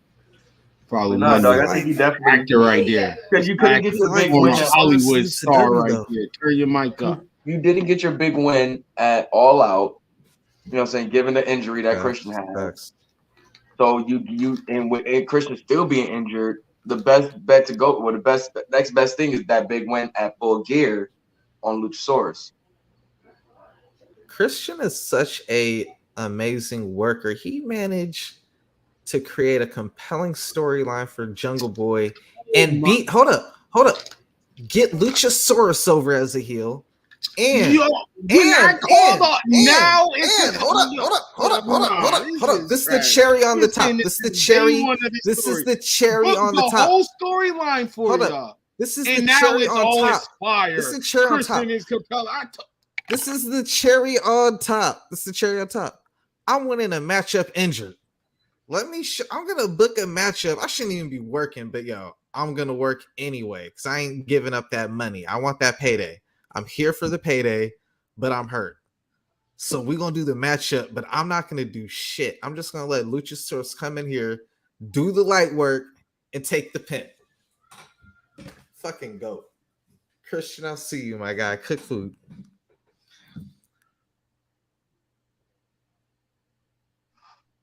That was a good movie, bro. I ain't gonna lie. But I want to stay on topic real quick because we on the preview, man. We can say that for Nah, man. I'm definitely going Jungle Boy though. I mean, hopefully they give him a good match. What? Oh, what is? Oh, that's Popcorn. Oh yeah. See, I went to a little independent theater, so they ain't have enough. They ain't have all of that. They gave me some weak ass soaked up butter popcorn. Yeah, no, we went luxury. This is fun. Popcorn. This movie was fire. I liked it a lot. Namor was on this bullshit. But nah, dog. What's the Well, yeah, all right. Next matchup, you got Jade Cargill taking on Nyla Rose for the TBS title. I got Jade. I have Jade. I'm picking nobody else but Jade for this match. This feud has been so confusing because you literally got Nyla Rose stealing the title, and just pretty much whenever she gets a chance, just start roasting Jade. Like, that's not very babyface like. You're stealing the title. Like, where in the world is Carmen Sandiego? Like, this should just show up after each of her matchup with their fucking title in a new location. Like, haha, find me with your belt. You know, I'm just like, nigga, you're not gonna find her, nigga. You got to wait the full year to finally find her. They could have done so much more. This could have been one of those, like, they could have treated this joint like Brock and Bobby on the low. I got you, London. Definitely. Matter of fact, I'm gonna have an episode. I'm gonna get you, not Luchasaurus, but Jade Cargill. I feel is safe because it's not March. So all I know is I don't think they we gonna talk right old now. School. I got an episode for y'all, all old school talk. You think they're gonna do the Full Gear? Make the most sense. They make the most sense. Keep the title on Jade. She's Jade. Yeah, like Jade. The only thing this is supposed to, I feel them adding little stories to her to add to her run, like to take away, or maybe she might win if they do this and that. But this doesn't help. She's still in the title. Yeah, I'll be real. And plus, I don't think this storyline doesn't really do nothing. Add on to the match. Like, I think all that's making me think is, Jade is finally going to get her hands on her and beat her up. Yeah, like, it at least has more of a storyline than most of these matchups on the card. That's what I'm saying. Yeah. That's why I'm not going to take away fully from that. But it's like it's not a good one. That's it, Ari. Really benefiting. It's not a good one, Ari. That's all. You know, I don't feel like nobody's really benefiting. It should just be a win for Jade, but furthermore, after this win, they could have really treated this match like a real like two beasts going at it. Like, you know what I'm saying? Yeah, why hasn't Nyla attacked her yet? Or them like them kind of like fight, pull people apart type. You didn't get none of that. Thank you, Ari. This was supposed to be your Brock Lesnar, Bobby Lashley. Yeah, this is our biggest challenge, which is why I was saying is being way too cool about it. Like, but now it's our biggest challenge to the point where it makes you think though. Around. Oh yeah, you saw Rick Ross on he saw Rick Ross on AEW. Competition, y'all. Accusations. False accusations. Allegations. You know, I reminded myself of right there that hold on. We only speaking positive comedy. Only speaking King positive. of comedy, like, she got Alzheimer's. She be forgetting the words. She be mixing the words up in church. I'll tell you how good God's been. Yo. But no, man, I think they kind of. I feel like personally, I think they kind of dropped the ball on this. I'm playing with you, Raw. I won't stop. I definitely feel like they dropped the ball on this feud, man. You think I'm playing, Dre? When y'all see this Raw sponsor, don't say nothing to me. I will show you my some backwoods as well. You know, backwoods. Holla at us. This is expensive backwoods. I'm using it to break down, being low. I don't know why you still smoking those. Yeah, bro. But anyway, Oh We Wrasslin. Go back to the card. But no, dog. I think just like I said, they dropped the ball on this feud. This joint could have been a real big like Haas type match that they needed for the women. You know what I'm saying? Mm-hmm. Why are you putting these two strong ass women versus each other and not having them? You know what I'm saying? But hey, out of all matches, this was the comedy going on. Out of all matches, this was the comedy one. out of You know what I'm all of saying? them. Like literally, this could have been the one. I'm not gonna hold you. Crazy. Like, all right, I'm gonna say to y'all get it because of certain things. This would have been the match that made me be like, yo, they might actually give her the title. You feel me? But now y'all playing around. Like now, visually, it went from me able to believe that if y'all did like that, bro, not to compare WWE, but I meant like that pull away, like Ari said. If y'all built that Brock and Bobby, like them just delivering smoke. No, I'm stronger than you. Like even that energy. But no, what y'all giving me is basically I'm waiting for Jay to beat her. Mm-hmm. Like the whole story is Jay getting her title back. And here's the thing: who's more legitimate than Nyla Rose to beat? So it's like after you beat Nyla Rose, you might as well put her into the title. You might as well make her a double champion because she's already made the TBS title. She's out. She's a higher rank than the AEW World Champion is in all the rankings on all the for the year. At that point, you might as well. Jade, I'm sorry, Thunder Rosa Jade. Give that title up, bro. Jade is not your fault, Jade. It's not your fault. It has nothing to do because you're in the storyline. She's been I'm amazing. sorry. I'm sorry I had to do this. I'm sorry, Jade. I really am. I apologize. But this storyline, I'm sorry. I'm sorry, yo. This storyline is bothering me. I'm sorry, Jade. This storyline, it's so trash. Oh, it's so trash. Oh my God. No, don't do it. No. Mid! Every single thing in it is mid!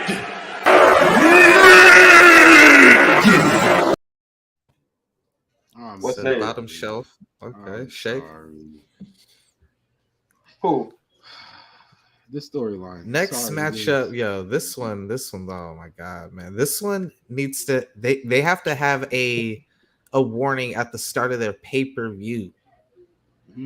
That Saraya agreed to this matchup, and that if any harm is done to Saraya, that they are not held responsible. No, there needs to be some type of life insurance set in place. Britt Baker is clear. Just in case, bro. No, we're not doing this. Just in case, bro. I don't think the women in AEW are the best people to come back to wrestling after coming from a career-threatening injury. I don't think this is the best work environment for you, Saraya. They gonna want Britt Baker gonna want to get thumbtacks from underneath the ring. You don't want to get tables and chairs and all that, bro. You are not safe at all. Why? Britt Baker match should have been with Serena Deeb or something. Britt ain't trying to have no average matchup. They're trying to turn up in there. I will say, many times I like being this part of my life with wrestling where I know both sides. But this is the one time I wish I was just the wrestling. Like I only knew wrestling because I really don't want to see this match. Like I'm so serious. Like I'm serious. I don't want to see Britt. And like you said, a question I'm curious about like this. Look at her last few matches at pay-per-views. Forget the 92% moveset thing. Look at her last few matches. She like to show out, bro. Yeah. Like Paige said, though, this is gonna be her biggest match of her career. Oh no! Oh, I didn't know. Don't say nothing like that. See, now when I hear lines like that, that hit different. That bar ain't fire no more. I'm thinking about that battle rap bar. Like, oh, and Hart, she gonna die in the ring. Yo, hey. Sheesh. That was a bar. What I wonder is this though, because when I was doing the little notes or whatever, that quote about the whole hit in the back was from her directly. She had a tweet saying, "I don't want. I'm letting you know, like this matchup ain't nobody hitting me in my back or whatever," which makes me wonder: is she saying that because that's something that the doctor told her, or is that just a mental block that she has from being kicked by we shouldn't Sasha even Banks, be having this discussion. That's what I'm saying. Like, is this a physical or is this a mental? Either way, it's one or the other. So it's like, man, either the doctor fucked up and you're not physically capable to go, or you are physically capable to go, but just from what you're saying, you're not mentally. You feel me? Like, I feel you. Either way, she's not ready. Right. Both sides of your story, she's not ready. So once Yeah. again, throw the whole match away. Yo, AEW, you really not. Yo, you about to give me mid to both of my female wrestler stars over there. Right. It's not that the match is mid, like you said, on paper. It's not the no, it's on paper it looks amazing, but even like, there's too many things that gotta happen for it to be good. Even though we was talking about like Jade and the other girl is not like, bro, like that low key would have been to me even that girl best match. Like I wanted to see if they would have promoted it right. It's the match up should have been fire, but the story is mid. For Britt Baker and Sarah is literally because all the injuries. That's nasty. Like that's nasty because we look what Jade has been doing for AEW for the women division of her, not even like the overgas her, but just going off for her work ethic in the past.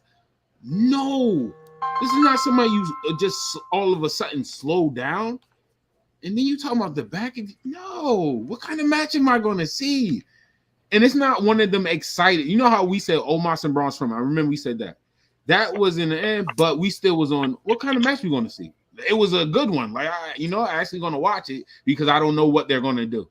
With this one, I don't want to see it because I don't know what's going to happen. And that's like not like I'm concerned. I got more so scary. Yeah, like I know you have to take bumps, and from you saying that, it makes me scared. It makes me scared for you to hit the ropes. Yeah, this is why I don't have to be touching your back. That's why I told y'all. That's why shout out to y'all. Like I go on. Like, can you take media, a DDT? Exactly. I go to social media for a lot of stuff. But when it comes to wrestling, I'm telling you, I go on IG because it's photos. But when it comes to like Twitter or Facebook, I'm good on you. With Ospreay when he came back, I'm good on you. He have all of these. Yo, I need this to happen for me. I can't do this. I literally just watched Battle Autumn with him versus Naito, and Naito literally spent like 5 minutes just going across, just whamming him in the neck with his elbow, whamming him in the neck, bro. So clearly he can take the pain, you know what I'm saying, coming off of that injury. Shibata, you know what I'm saying? He's still limited, but he's still showing I'm coming back to being who y'all know I am. You know what I'm saying? What's his name? Bryan Danielson, best example.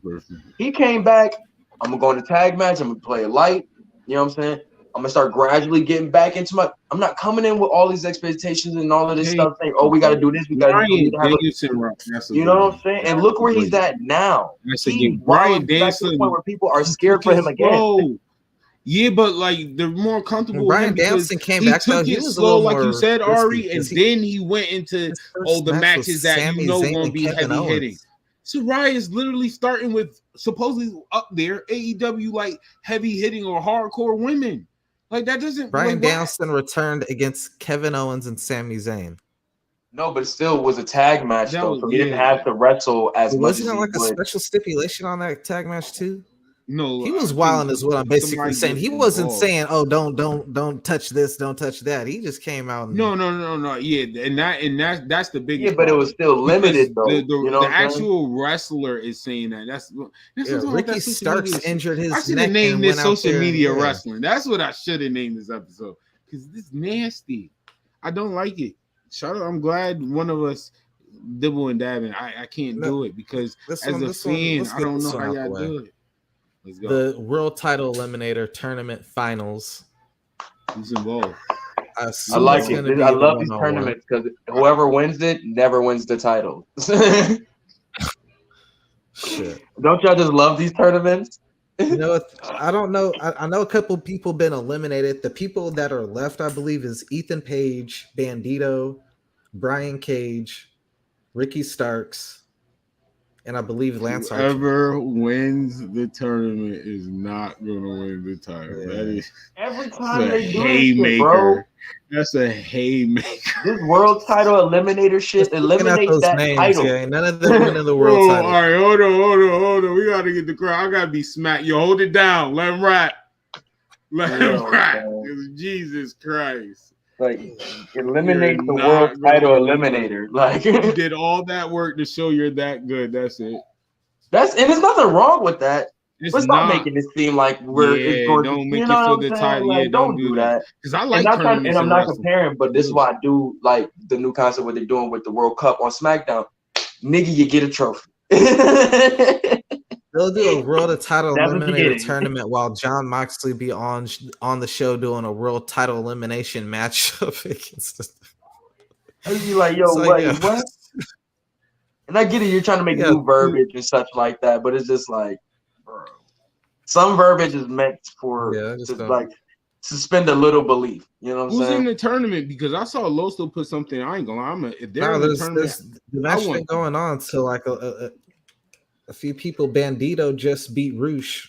On Rampage. I ain't gonna lie. I like Brian Cage beat Dante Martin, which I was surprised. I'm picking my final. I like. I'm not surprised about the Brian Cage one because I feel like they're trying to right. They're trying to right some wrongs from their past, and him going against Dante Martin is like, I can do what you can kind of do, little nigga, and I'm stronger than you, so I have every right to win this shit. And then with Roosh and Bandito, Bandito has such a great match with Jericho. He's a new signee. You want to kind of get him in the running of, you know what I'm saying, of the AEW system and shit with the people and such over here. So I guess getting the win on Roosh is cool, but man, Roosh is that nigga though, dog. I ain't gonna hold you. But I think he'll be all right. He'll be all right. Yeah, Roosh should be okay because they ain't really like pushing ain't too many things happening for him right now. Yeah, I ain't tripping on that. But no, dog, I'm looking at it. I think I think it's gonna be Ethan Page and Bandito. And then it's because the Ricky Starks he still got to go against Lance Archer, right? I'm assuming that's who you got to take on because I remember him being attacked by Lance Archer, and I know that Ethan Page just beat Eddie Kingston. Bandito beat Roosh and Brian Cage beat Dante. So I figure like those got to be like the last matchup left because there's only a week left. They're probably gonna like try to like finish the rest out on the Wednesday show. You know what I'm saying? You know, obviously Dynamite, Rampage shit, and then you know what I'm saying. By the time they'll at least have some time in between that and the pay-per-view to have some rest and you know going to the show. Well, not rest, not like they having a G1 type tournament, but you know what I mean. Man, and that was a haymaker when he said, "Man, whoever wins this tournament is not gonna." Yeah, bro. Like, I don't see no name. I don't see no name on here that's gonna win the world title. Only thing that can come from this joint is whoever wins it will make it a good draw for the title match. That's all I can get from it. And the best person you got for that is either, you know what I'm saying, if MJF is winning this title, it's best you go, you know what I'm saying, him and Ricky Starks.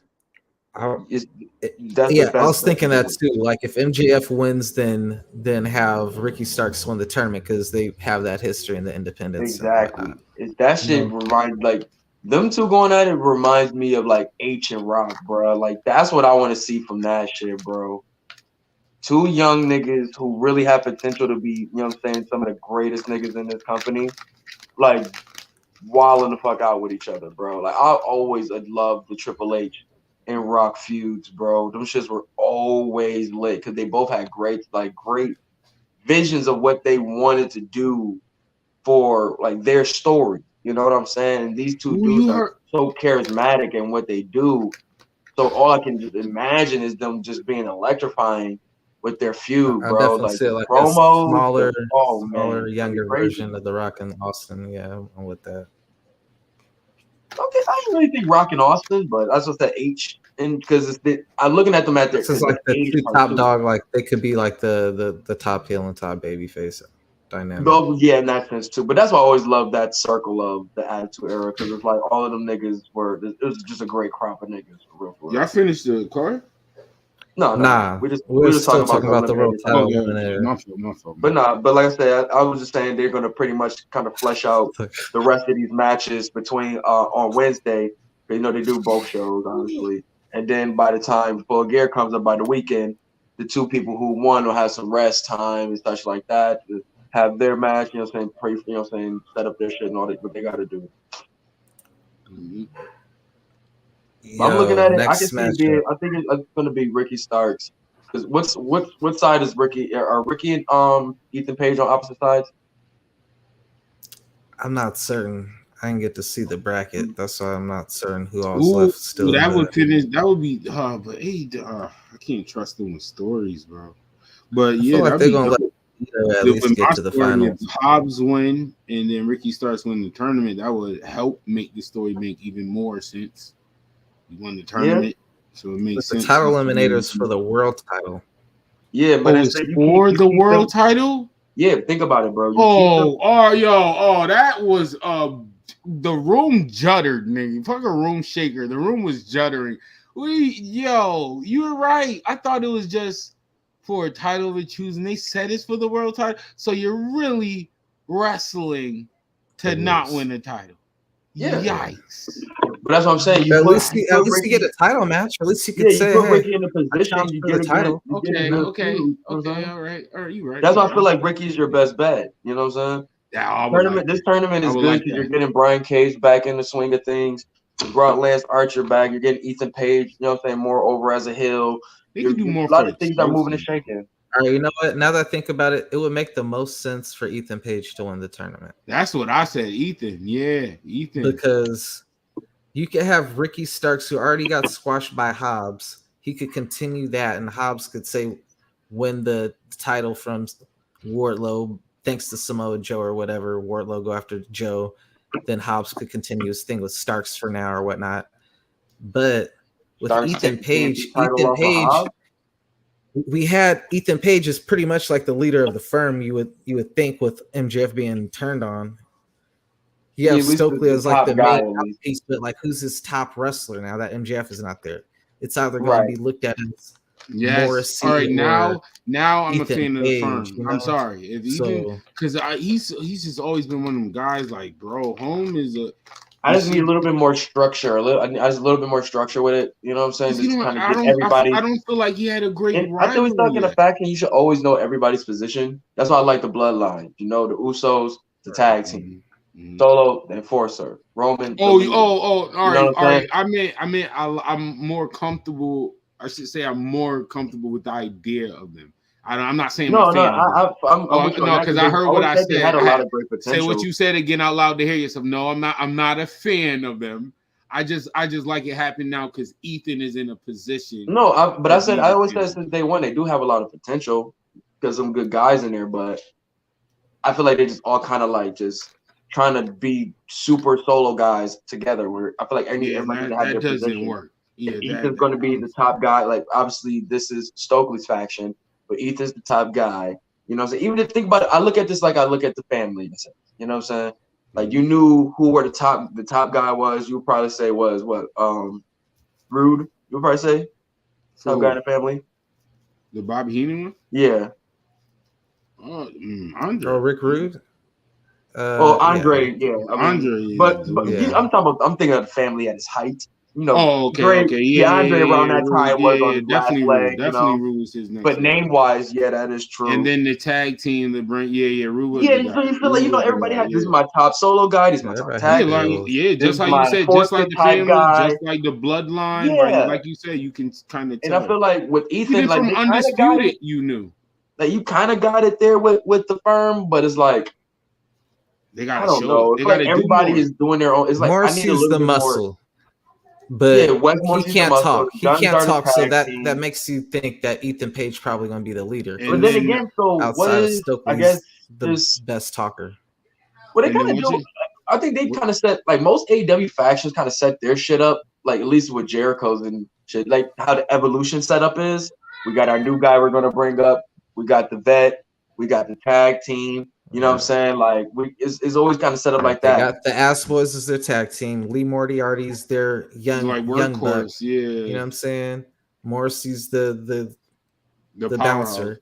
Yeah. That's their Batista, right? You know what I'm saying? Like and then Ethan Page is like something there. They just need to like just clean up a little things that's a little bit outside the lines because they could be a faction that could really show some really good dominance, like for real. Like they could do what Judgment Day is doing on Raw.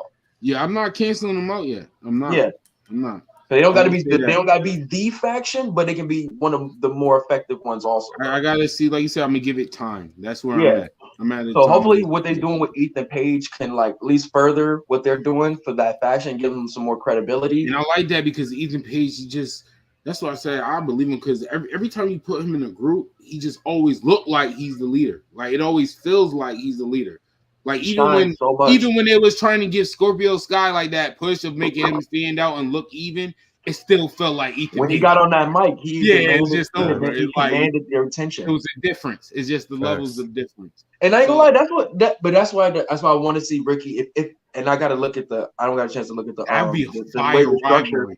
If anybody can pull up the actual tournament joint so we can see what side is who are, because if Ricky and Ethan are opposite sides, that's my main event. That's my main event. Why would you not put that on? AEW, if y'all do that, please let these two young men go on a promo run. I want to see them. At least give me one on Rampage before the pay per view. I want to lie. Nah, I ain't gonna hold you. I feel like, or if not, all right. If you're gonna I'll be fine. I'll be fine. Like no, you're right. All right, I'll be fine. They do a promo, and then I'll be fine if this rivalry continues. Because I'm sorry, the way these two young dudes are hungry and how good they are at promos. And then you finally see Ricky Stark as a babyface, and you finally got them right in the right position as Ethan Page. And Ricky Stark's on separate sides. Yes, bro. Yeah, you got Ethan versus Bandito. You want to listen to fans? Listen to us. You always want to listen to fans. Listen to us. You always want to listen to fans. What they want, you're gonna give them. So listen here. I'm telling y'all have two young stars that can make their promos, make their rivalry look so good. You said Ethan versus Bandito?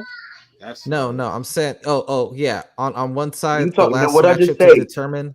Ethan is. You know how much he can gain getting a win on Bandito? And then it's gonna be Ricky. And Ricky start fighting some hills. Well, no. Ricky Starks. Brian Cage is waiting on the winner of Ricky Starks versus Lance Archer, so I guess that's gonna be Dynamite. See, Ricky start fighting all the hills. Other one's you give him the David and Goliath story. Yeah, you got the great David and Goliath story, babyface on one side, and then you got the super heel making everybody. You know what I'm saying? On the other, I'm telling you, bro. You have Ethan cheat to get to his position. You have Ricky fight through the obstacles to get to his joint. That's a good main event. At least you got a little bit of you know what I'm saying, a little story going into it. Like, will Ethan cheat to win? Would a firm help him? Can Ricky overcome this obstacle to get to the world title shot? Like, I'm liking it. I'll like that a lot. Or do you put Brian Cage in that main event? He did show out with Wardlow. He did. I think he's been banished for over a year. The way they did him was, man, Tony was practicing the Vince McMahon method of just sitting people for a long ass time, because that's what he did to Brian Cage. For him to come back like that was kind of that was nice to see. He had a really good match with Wardlow. Ethan and Ricky Starks, man, and if I know you're not gonna have enough time in between, but let that rivalry continue then. Even though I know I have them books against Hobbs, I just know them two, bro. And those are two up-and-comer AEW stars. I mean, they did other stuff, but in my eyes, they're AEW original stars. Imagine that triple threat. So, that would be a good original. AEW, man. I just want this for your history books, because I believe in y'all. I know y'all going through a lot of ups and downs, but a lot of people forgetting we ain't gonna act like WWE didn't go through stuff. We made some of this stuff later in the years, so we're not gonna act like that. So I'm fine, AEW. I believe in y'all, but y'all history books, do it with y'all original stars. Y'all doing. I love the tournament. This is a perfect way to set that up. The reason it would make more sense for Ethan Page, just a simple fact, he's already beat up Jon Moxley. He's already beat up MJF during their current build up to their main event. He literally beat up both of them. So it's his faction has. But so it makes sense for him. Remember, we gotta add in, not to cut you off, we gotta add in the Stokely promo. That's a big asterisk to what can happen. He said, win or lose, I'm taking you to hell or some shit like that. So what is he gonna do where it's going to affect. Is it going to affect the actual world title match? Will he affect the world title eliminator match? Like, what is Stokely going to do? And I'm gonna keep it tall. When they kind of cut that shit off that quickly, I was like, okay, what the fuck are they doing? But now seeing where Stokely about to go with it, I'm intrigued like a motherfucker, bro. Because that promo was, he said the nigga was a dick rider on live TV, bro. No, you called him a dick. Oh, did he? Yes, bro. I was like, yo, are you kidding me? This nigga Stokely different. He is different. Yo, that nigga said that's the number one violation is dick riding without a license. Yeah, that's right. He bodied that promo, bro. That's what I was like, good. And he said it like a multiple times before he hit him with that. Well, he said like twice before he said the riding with the license. And I'm just like, bruh, like they find new ways to like get in trouble with they network, or not even get in trouble, but they didn't bleep it out, bro. You potentially, can't blame, you know. How much can you really blame the wrestler when they were letting Jade say shit for like weeks? Well, not even weeks, months. Like, so you know when you bleep some shit out, we still get the picture. We still get to say, you know what I'm saying? Like, so it's like AEW know what they be doing. Like you said, Drake, they go find another way to get themselves in trouble again. But it was worth it in there. But I'm really intrigued to see what he's gonna do to kind of like change up this whole feud, because the promo that Ricky had makes a lot of people want to see, you know what I'm saying, him versus MJF. Like you just added the whole Firm versus MJF and that whole situation that happened. That adds a lot of things into it. Like, so it's really a lot of things that can happen from this feud and from this tournament, which Ricky Starks and Ethan Page has to be your main event. So who y'all got winning? Fuck, bro. And it's crazy that I said all that. Who you got winning? Shit. Oh man. A part of me wanted to just say no contest, but I'm gonna go Ethan Page because, like I said, Stokely promo. I feel like it's gonna be something that it's gonna affect what happens with Ethan Page some way somehow. You know? Yeah, on my booking, man into that world title match, and then now is, you know what I'm saying, I'm representing Ethan Page versus my best friend. That's so for my story to work. Like Ricky Starks, I want him to go against Hobbs for the title because I got Jobs winning. So I want Ethan to go to the Moxley. I got please. With the whole but it's Moxley. Weird though. Raz, do you think because like we got Hobbs trying to like put himself in the title picture with him only with like this started happening a week ago? He started, you know what I'm saying, pulling up on Wardlow. Maybe 2 weeks. 2 weeks. Like 2 weeks. 2 weeks. And then now you're implementing this Samoa Joe shit, and it's like. But it was like 2 weeks on both shows. It was like Dynamite Rampage. So he like interfered like 4 times now. He did, okay. Yeah. But see, my storyline is. It still feel like adding the Joe shit is kind of fucking even. It kind of fucks that up because you don't know are they going to do title or are you going to do it. I got Joe helping out Jobs to win because they're both heels, so it can make sense to win. And that's why I got Wardlow facing Samoa Joe for his title. I got Ricky Starks. But would you have Wardlow win? Because what you mean? With Joe, does Wardlow come out the winner of the Joe feud then? Yes. Does he lose on both sides? Yes. When they do that, yes, I have Wardlow beating Joe. My question B was. Yes. Would you switch the TNT title for the ROH TV title? I mean, if they're about to do the whole new promotion, it depends on when they do this promotion. Yes, it depends. For me personally, when they start, yes, I want to bring. Yes, I would love. That's just me. You ask me. Me personally, yes, because I would like to bring the new show is starting. Yes, I would like to be the first champion that shows up on your new show platform. So me personally, yes. Depends on when it's happening, though. I'll give you that. If you keep pushing it back, no.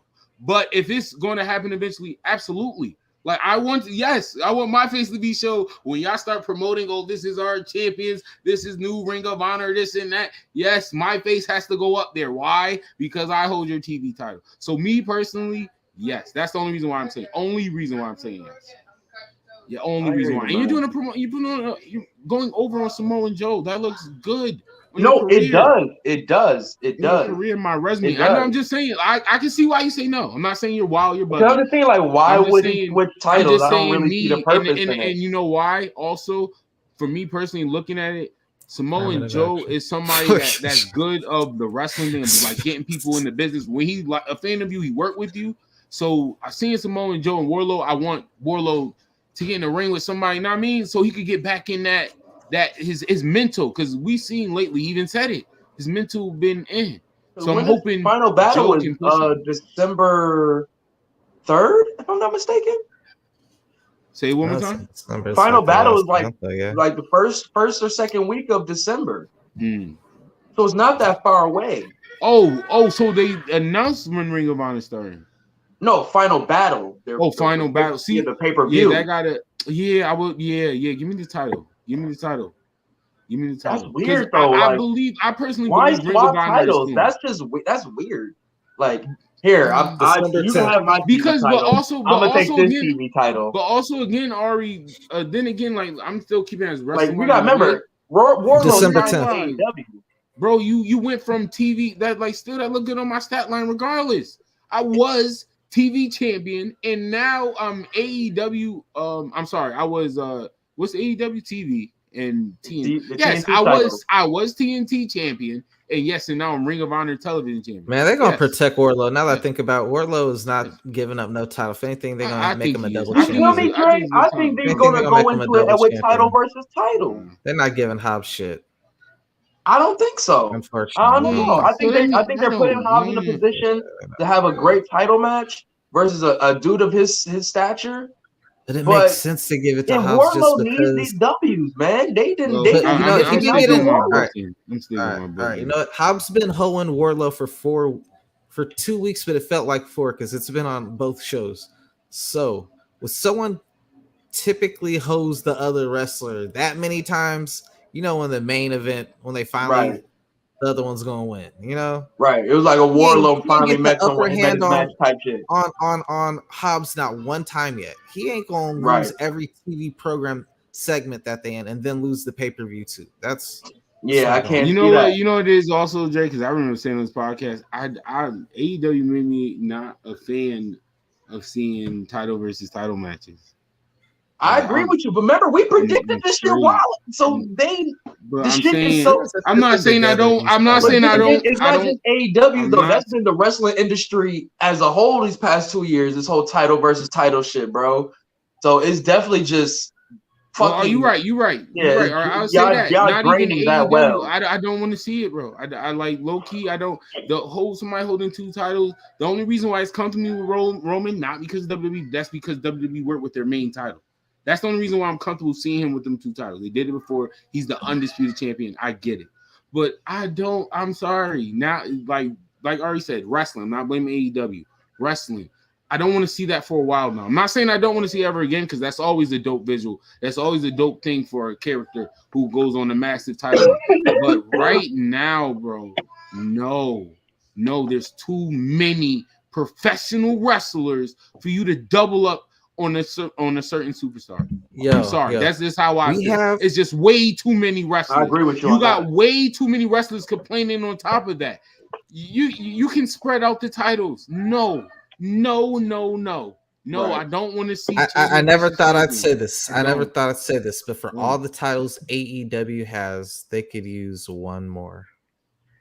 Really? I thought the All Atlantic was the last one. I was like, hear me out. The All Seniors Wrestling title. We got this nigga trying to have retirement. Guys, relax. RELAX. Relax. This nigga want to have retirement home matches. We have a 55-year-old. No, the messed up part, that wasn't even the right one. I didn't match is gonna be sponsored by AARP. I didn't even ask for her, y'all. That wasn't even the right one. I didn't ask for her. Yo, the AARP title. That's what Drake's trying to bring. 55. I didn't ask for her. Can you get him, please? Thank you. Thank you. Shush, please. A 55-year-old and a 63-year-old are in the next matchup, and I'm more worried about Soraya. I'm more worried about Soraya than I'm worried about them senior citizens wrestling. So, man, there needs to be a title for this. Dre is out here with this NWA ass booking, bruh. Like, this nigga gonna have Flair. This nigga Flair gonna have a fucking Brutal San Martino run. We're going from Flair's last match to Sting's last match. I will say this. Dude, this nigga gonna do Flair versus Sting like 20 times. AEW, like, take away the stories. Like, on paper, your cards be looking amazing. But, yo, your stories in this card is so nasty to me. They need some fresh minds, man. Just me personally. I can't speak for them. They're grown men, so I would never speak for them. Just me personally. This is disgusting. You know? Like, and the reason why I'm saying this is disgusting, because low key on paper, some of these matches should be even better. I cannot, the whole Jade match situation. I'm really disgusted by that, because it has been so much. We didn't even start with some of the matches that's really disgusting. We got some more. Jade has more consistency than this story does, though. Like, you know how much hate from Nyla. I'm not, and I'm being real. I'm being 100% honest, because I'm with the family. I'm being 100% honest. Like, I'm not a fan of Nyla. I don't watch a Nyla Rose match, but I am saying this to you. This should have been the most hyped or interested I have been. I'm saying this as a person that's not a fan or don't watch her, who's telling you that I'm disgusted how you book her for this. I didn't realize how bad the setup for this matchup was. It would have been so fire if y'all had random pull apart matches, even to the part you want to keep Nikki. Like, she's involved in the middle of the brawls, and all you hear is "excuse me." Like, y'all, why did we not? We should have saw them destroying other women. I mean, you already squashed some of your women, so now why not do it there? Just destroy other women to fight each other. You want to play as bad as their booking was for that, it at least was more consistent. It at least had a little comedy tone to it or whatever.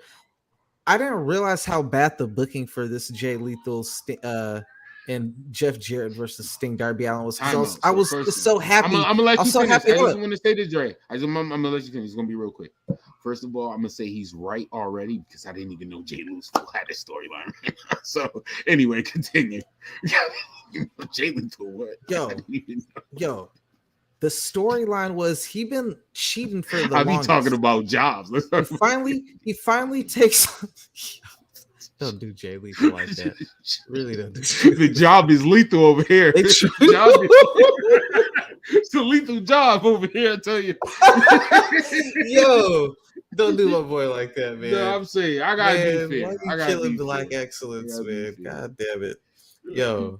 The story. This is the most Tony Khan. What the fuck are you smoking, Tony? Yeah, the story was this, bro. This nigga fucking had a series of matchups. Oh, he went so red. He was getting fucking help. Full red mode. Yo, he was getting help, and he finally says to his squad that's been helping him, worst squad in the whole fucking damn promotion. But he finally tell him with Darby Allin, like, yo, we had a close match. It was good. You didn't need them. Let's run it back. This time with nobody. And we kind of seemed like, yo, it was like the MJF with the firm. How he's like, yo, I don't need y'all. Mm-hmm. It's like the same thing, except for after he did that and they had the respectable matchup and shit, he goes right back to being a heel completely. And for the next 2 weeks, he got new members coming on. 1 week is to do with the Sting mask that nobody knew of. You got Jeff Jarrett coming on. It's like, you know what it is, Ari? Something I'm pointing out. Tony Khan getting too comfortable because he does have some of the most best tweeners in the game right now. And he needs to realize everybody doesn't do that. Let Pac do that. Let Samoa and Joe do that. Let Bryan Danielson do that. Don't know. Jay Lethal, no. No, not Jay Lethal. He's not that. He's that guy too. Jay Lethal's that guy, but he's not. It's not even character-wise, bro. It's like they keep having niggas jumping one side and then flipping back to the other side within the next 2 weeks. We've seen it with Lucha Story. We've seen it with Daniel Garcia. You know what I call it? Fucking, the Big Show effect. With Lethal, with Jay Lethal. Big Show still working AEW? Yes. Yeah. But if I'm saying, bro, his shit is dumb. Here's what I'm not blaming you, Big Show. I'm just saying your WWE career. Them to stay away for that week. Babyface and Hill. So I saw Big Show go Babyface and Hill 2 times in one night. How is that even possible? I think I recall. That's the time when they fired home, slapped him, he cried. Then he came, helped them, and turned. This man turned Babyface Hill in one night. So I'm sorry, I have to call it the Big Show effect. I have never seen that in my whole wrestling watching career. And it was like they were finally starting to get behind him too. It's like quickly because Darby was doing the favor, like I'm sorry, Big Show, but I'm saying the last person I seen do that. You worked there. That's all I'm saying. You worked there. That's all I'm saying. Darby was giving him the rub, bro. I'm not blaming you, but you worked there. The best thing I got out of this whole story was Jeff Jarrett pretty much saying, y'all niggas is a lot of TNA DNA in this shit. Facts, and that's what I'm saying. And I can't lie, but we say that about a lot of shit. Like TNA, like they was that energy that a lot of promotions, you know what I'm saying, were trying to recreate, but trying to get to that level. And Ari, remember, that's why I said to Jarrett, like, low-key, I'm not getting involved in y'all little WCW 2.0 because if you want to be real, AEW is really 3.0. But nobody want to talk about that. But I digress. We not because TNA wasn't WCW 2.0. We just have another 2.0. That's how it works. The storyline is he split away from his loser faction to rejoin them 2 weeks later with an unknown jobber who did that Sting mask.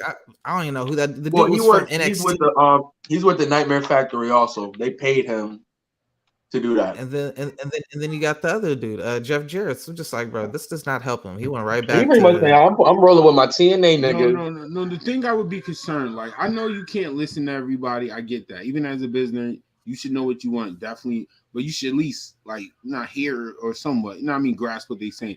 When you got two people from WCW and then you got WCW 2.0 tell you doing what we did wrong, you know what I mean? It don't even raise an eye a little bit. I'm not saying they right. Obviously, they failed, but they failed.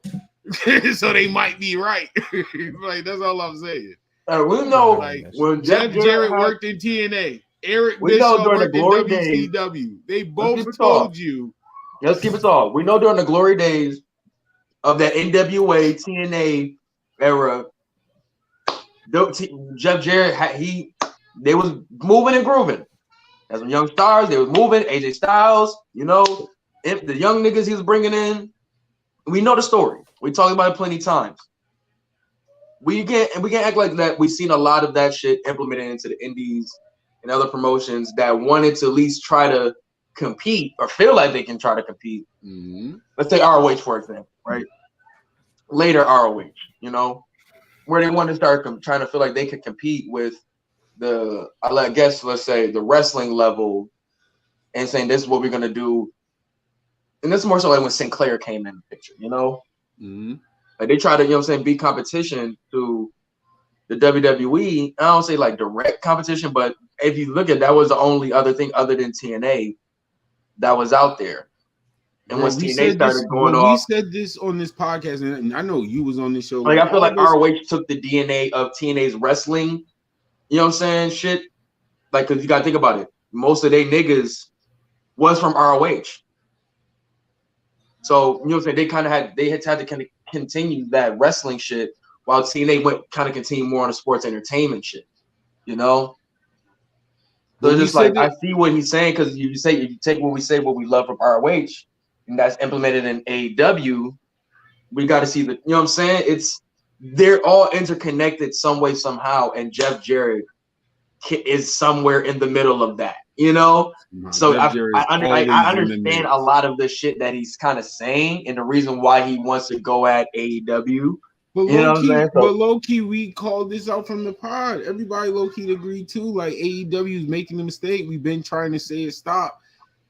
Y'all start off promoting this show. Oh, we're not competing with WWE. This is the alternative. And then when you start forget the promos, the mecca of oh, this is a competition, is Chris Jericho podcast. We're not going to talk about that. Every time you sign somebody, slander WWE Day. Like that, y'all. Once again, this is why I talk about. Sometimes we can't blame the fans when kept the same energy since we talked about this since they started. Y'all forced the fans to make us look at this as a war. Y'all hyped the war, and literally from the owner's mouth, you hyped the war. So you made it as much as y'all. Some of y'all want to say no, this is not it. Well, your boss said it is. Mm-hmm. Your boss said. Matter of fact, I remember when we was going on a run, Dre. I remember all of this when we was talking about. Oh, they need to stop doing this. They're killing this. They slowly stopped. Bryan Danielson get over there. They stopped. Who was the first person to start the slander once all the wrestlers stopped? The owner. So this is war. This is war. I'm always going to look at it as a battle now. Always. Because of you, Tony. Yes, I can literally blame you because that's the reason why. Because when you started, it wasn't a war. It's another, and y'all was saying something I wanted here. I didn't want a war. I wanted the visual of going back and forth without being a war, like announcing it. I actually wanted to watch both of y'all. It was a point where I made sure I have it's 2022, Tony. We don't need to flip back and forth. I had a laptop and my TV up, watching both of y'all. NXT and Dynamite. Same damn time. But you made it a war. And I ain't gonna lie, you the one, and then the podcast started leaning towards that. Who was doing better? Even the conversation started switching on the pod because of y'all. Because of y'all. I have a question for both y'all. Mm-hmm. And so in regard to one of the matchups we haven't discussed yet. Oh, Ari's okay. Do you leave the tag team title matchup the same? Do you leave it just the Acclaim versus Keith Lee and Swerve Strickland? Or do you add FTR as a third team to the matchup since they're not on there? Or do you just put them in a matchup against the Ass Boys on a kickoff show? I'm going to say one more time for Ari. All right. So, Ari, I was asking Frost and you, but you cut off. The tag team title matchup at Full Gear. Do you make it a triple threat or even a fatal four-way with the Ass Boys and FTR included, just to have them also on the card? Or do you just put them separately on like a kickoff match and then let Swerve and Lee take on the Acclaim solo for a third time? I think you let Lee and Acclaim finish their storyline off with once again, you got Final Battle around the corner. They're the champions. I think you let that rock over there. Or you might do it on Dynamite, wherever. But I'd rather you do it on the pay-per-view. Ring of Honor needs to start immediately. Yeah. I think you let that finish up over there. Once again, you got a little bit more time to kind of let it flesh out. But I think in that meantime, between time, it's kind of like you're finishing up the Ass Boys and FTR story but also getting ready for FTR versus whoever wins that tag title match. The Acclaim, because we already see the. I think you have that title match. The title match will either go down by Winter is Coming or by Revolution. Mm-hmm. All right, so the fan side of me wants to see the fatal four-way, and the only reason I say wants to see the fatal four, not only because of the match, but I can see a lot of storylines like continuing on and ending. No, I won't be able to end. So that's why I'm agreeing with Ari, being realistic. because it needs to end. I feel like if the Keith Lee and Swerve thing is about to start, it should start in that match while the tag team rivalry ends. So I agree with Ari on it. Yeah, I think you could find ways to end and start things at the same time. And that's the perfect way. You start the Keith Lee and Swerve rivalry as you end the. I think we were just talking about it with the Ethan Page and MJF and like starting and finishing match storyline at the same time. But yeah, I'm looking at that shit. I mean, but Dre, I ain't gonna hold you. I would love to see a fatal 4-way.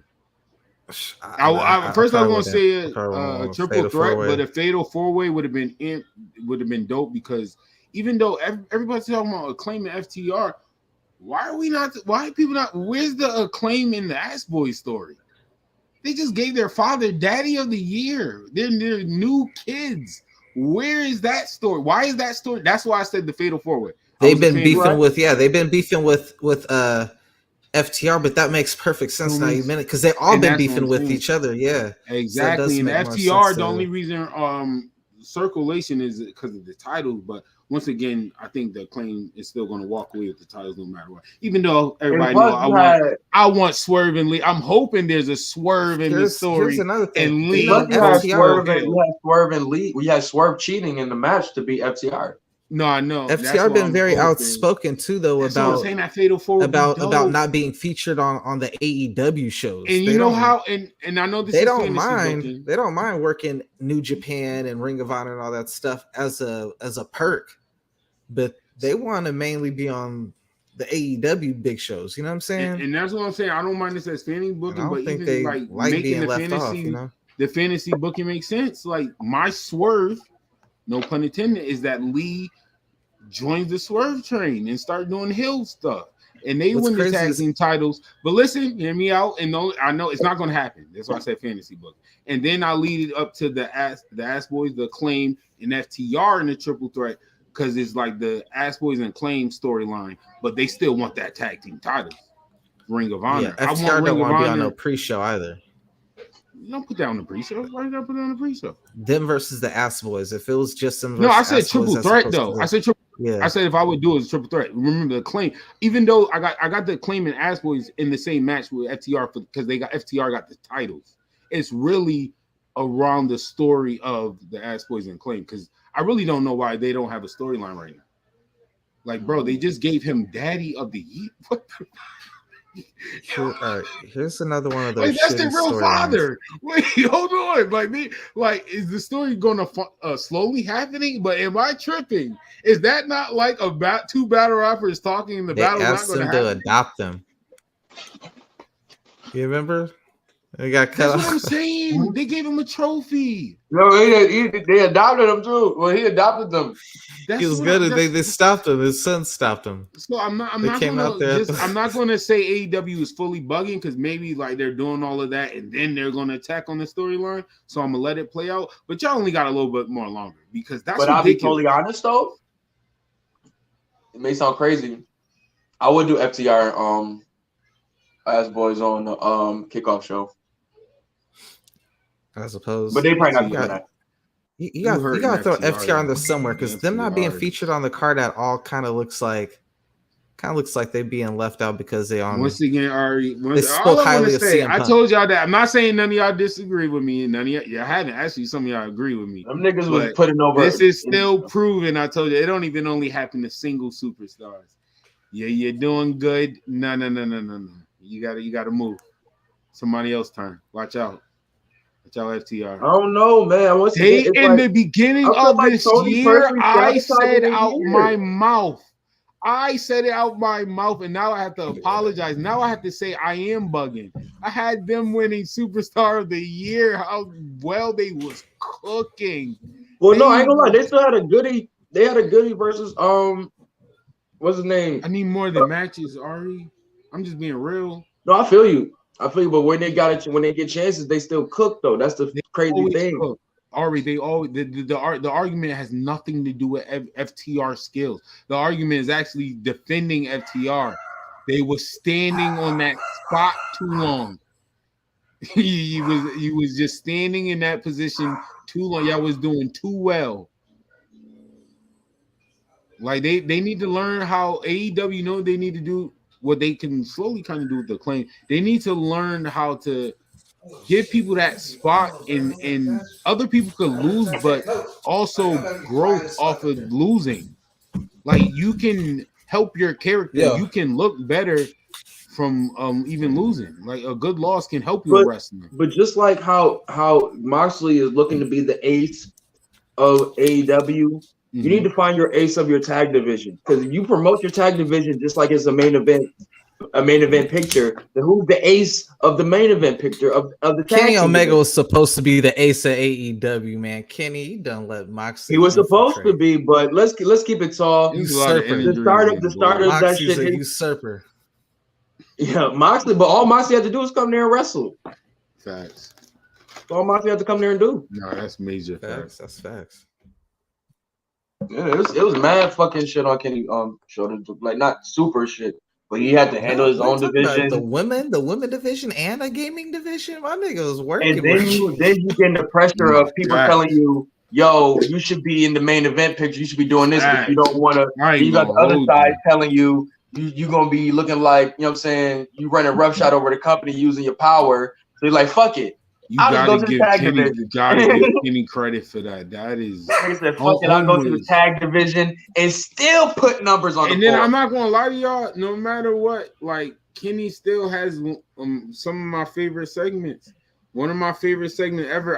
Kenny put Moxley over. Well, it technically wasn't on AEW. It technically wasn't on AEW, so I can't count it. But I'm sorry. Kenny Omega, Don Callis, kicking Jay Lethal. Moxley got Wrestler of the Year. Damn, Jay Lethal, damn. Yo, Jay Lethal, leave AEW. Leave AEW. I can't believe I mean, Kenny smoked Jay Lethal too. Kenny Omega kicking out Rich Swann out of TNA. Let's not forget Kenny smoked Jay Lethal too. Rich Swann. Oh my god. He gave where was that at, Dre? Was that the New Japan LA show? Relax yourself, Frost. I did. No, I need to. Yo, look how he's been booked. Look how he's been booked. He got a legit argument. Rich Swann. Oh god. Look how he's been booked. No, Rich Swann couldn't was leave the building. No, you're the world champion. It's a difference. No, he was trying to leave, and he said, "No, Kenny Omega's car's parked out that way. You got to go around, bruh." One security guard, and he's the world champion at the time. Of them. It wasn't even a group. I'm telling you, bro. You have every time you tell Kenny's reign. Make sure you add that he was the world champion. Niggas was trying to sleep on my nigga Kenny's reign. It was not an entrance sign. It was a exit sign, bro. You cannot be telling motherfuckers they can't leave, bro. You can't do that. You gotta wait. Niggas really sleeping on my nigga Kenny Rain, bro. They really gonna look back at that shit and was like, this nigga really was on shit. Look how life works when the black man try to go through the back door and he can't. Gosh, that was so dirty, bro. Yo, they really hold that, man. Yo, this next, the build-ups. We got 3 matchups left. And let's get this out of the way. Our promo has been more build up than they have been. Anyway, go ahead. Tony Storm versus Jamie Hayter. Their story is that during the pandemic, they had to live together and become best friends. That's it. That's just their story. First of all, Jamie Hayter just up and left her. I'm not going to keep high and dry. I'm not going to keep saying they don't want to listen to me. A woman needs to write this. I'm sorry, because every single time I've been saying this repetitively, all the men do for women is do best friends, fight it out now. What? Or maybe that's the women right now. And y'all want me? No. And I'm not gonna lie. That's shout out to Sasha Banks and Bayley, because that's why I wasn't hyped for a women tag team, because your storylines involve y'all being friends and breaking up. That's all I know from women wrestling. Y'all was friends and y'all hate each other.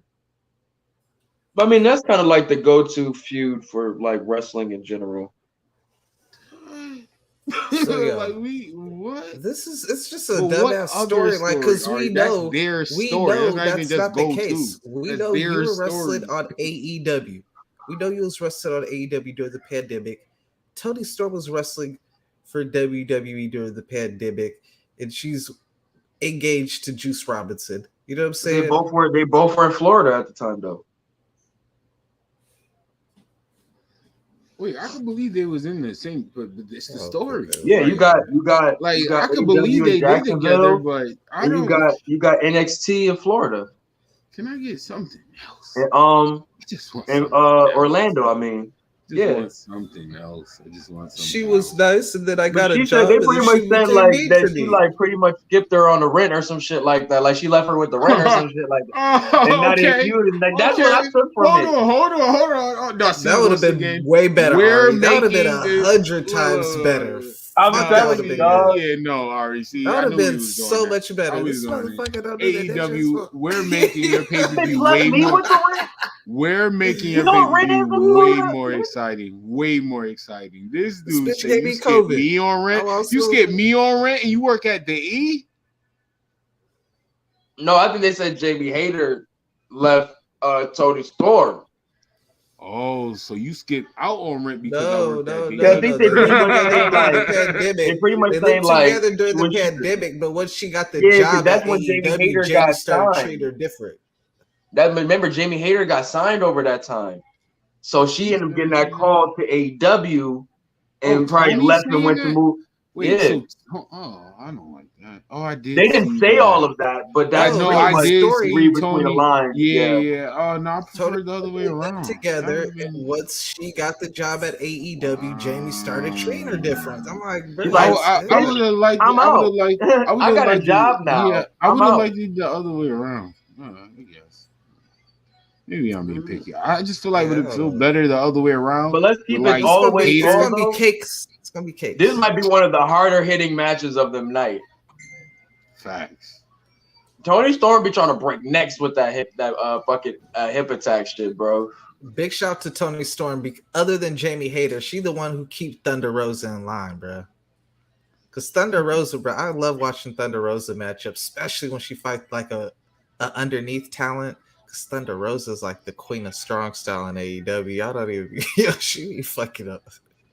She be working stiff, boy. Like, other than that one match Athena had where she channeled Thunder Rosa's energy, like that's usually Thunder Rosa's role, poor bro. Little girl. I remember she made Penelope cry in her matchup. She was beating the piss out of Penelope. I was like, yo, this is wrong, bro. This is a hazing.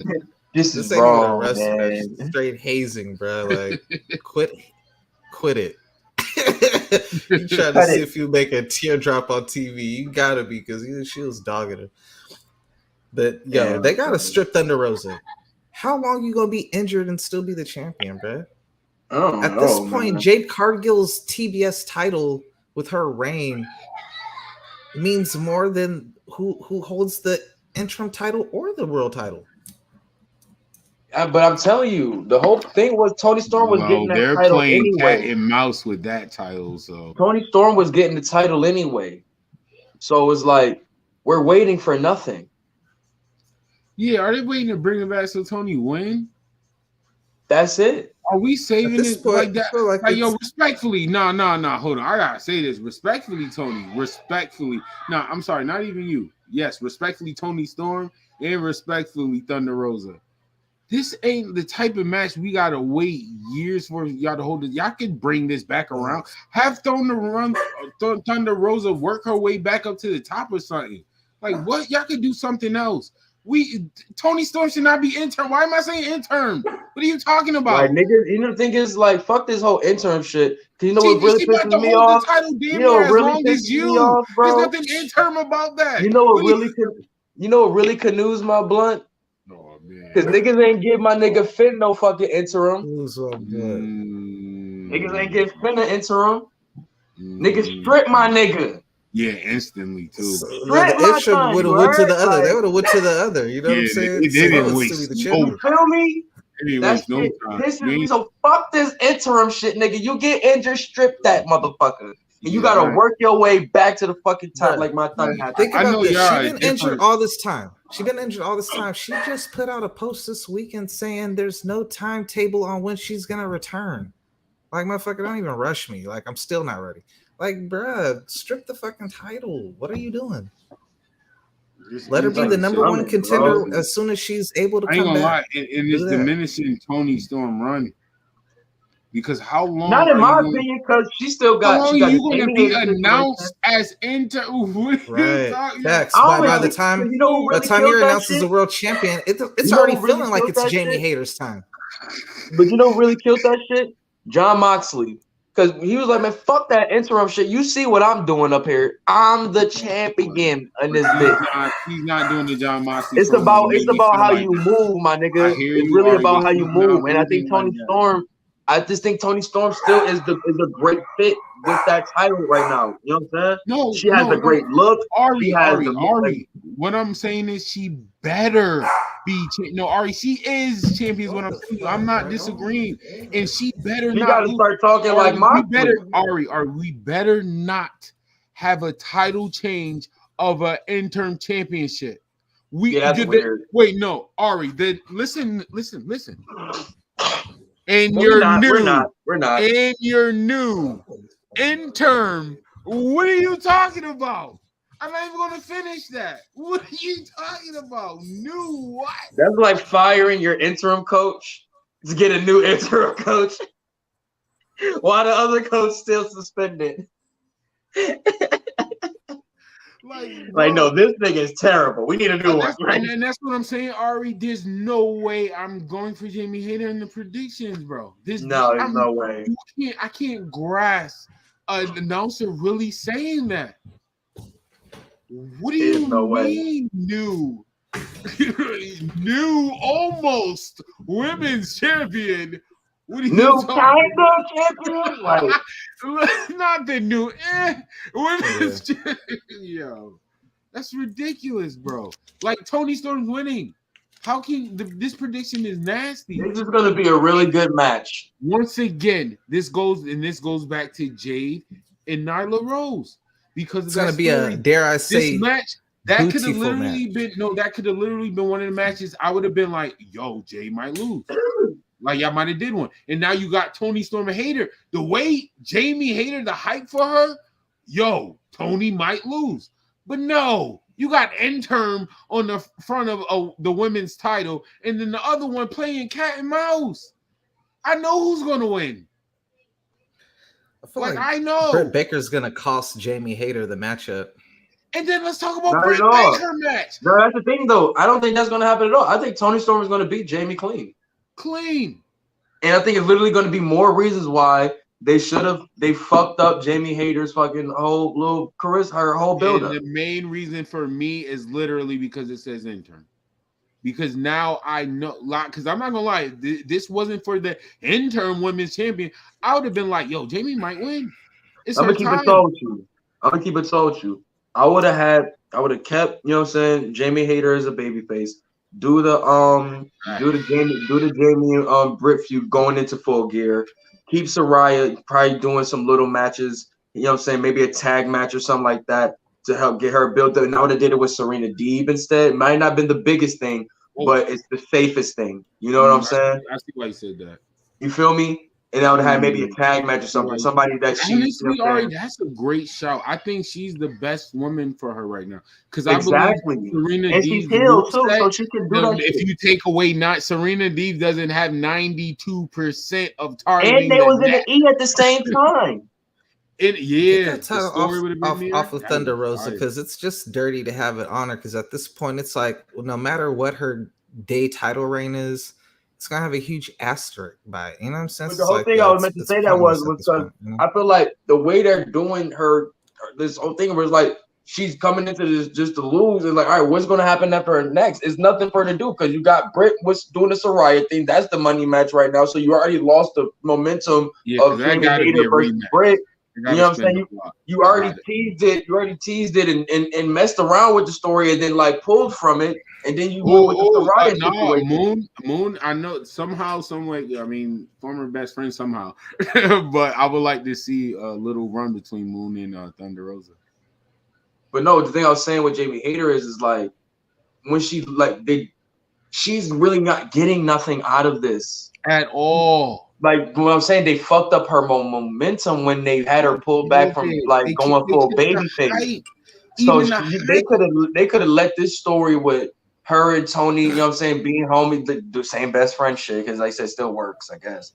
But they could have still played this story out, but like pulled the trigger later, you know what I'm saying, for Jamie Hayter to turn back heel, because at least you have some like she's on her own at least doing it. You know what I'm saying? Now you got her right back with Britt Baker doing nothing.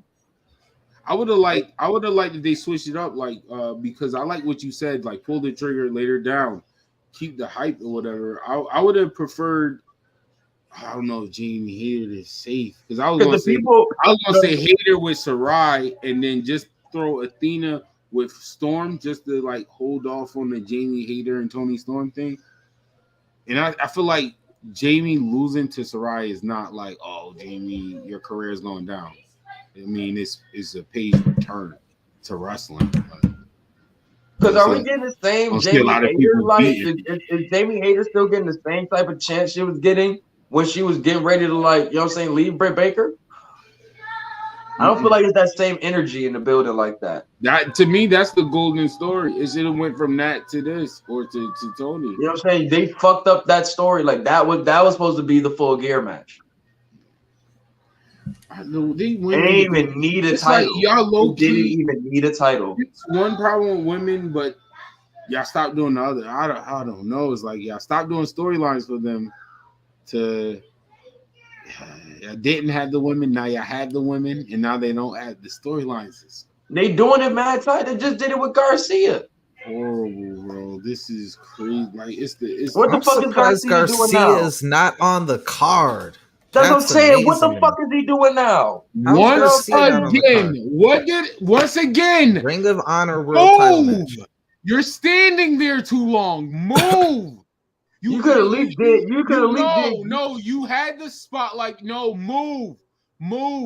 You watch Uncle Raw. 15 minutes of fame. 15 weeks of fame. Move. 15 weeks. That's what you get here because it's wrestling. All right, you better defend your Buffalo native over there, bro. No, it's not about him. It's not about Garcia. It's the booking. It's the booking that they're doing for him. That is terrible. And it's not just like I said. Are we going to go babyface? Then we're going to pull him back. You know what I'm saying? I just said earlier they did it with Luchasaurus. They did it with Garcia. They did it with motherfucking we just said with Jamie Hayter. Like it's becoming a goddamn running joke now. It's two things. It's either the Big Show effect or you standing in the spotlight too long. So we just gonna push you. I could go down the list. Garcia got a title out of the moment. You know what I'm saying? But still, it's like, all right, what happens next? Now he's just back to where he was doing. He's just sitting around Jericho with a title now. I'm sorry, just because you won the title, you still can get pushed out the spotlight. Like once again, that's what I'm saying. That's what they're doing. But it's like in a position where like he should have won the title and keep going. Like literally, he should be one of those ones. Like he got a Ring of Honor title. Y'all should be pushing somebody like that. That should have been built out of everybody right now. You should have been building off of that man's momentum. If anything, you should be having a tournament for that. I don't know. Man. I don't work for them though. I don't work for them either. All I want to say is WWE get the same type of heat when they doing bad. So I don't want to hear people out. When Vince was messing up, we were bored. No, we're not gonna do that because let's keep it talk. 2019, 2020, we was AEW cooking WWE. Turn your mics up. Come on, same energy. Same energy. You know what I'm saying? We keep it. You know who ain't on the card? You know who ain't on the card? Who ain't on the card? Eddie Kingston ain't on the card. Well, he lost on the card. He lost the tournament. He lost in the tournament. Who else ain't on the card? Andrade ain't on the card. Oh yeah, that's done. I ain't worried about that. That's done. Anyway, And, who's next? And you know who's on the card? Sammy Guevara. Sammy Guevara's on the card, man. You know, he gets wait, no. Wait, okay, no. You I said knew that. He was going. Into a world title main event. I didn't. I wasn't ready for the bar. I'll follow the scheme. No, during the crowd reacting. No, you gonna wait before you finish rapping. No, I'm still. He was on a Charlie Clip scheme right there. You better call Smack. What was the 4-bar setup? You better call Smack. Yo, keep it down.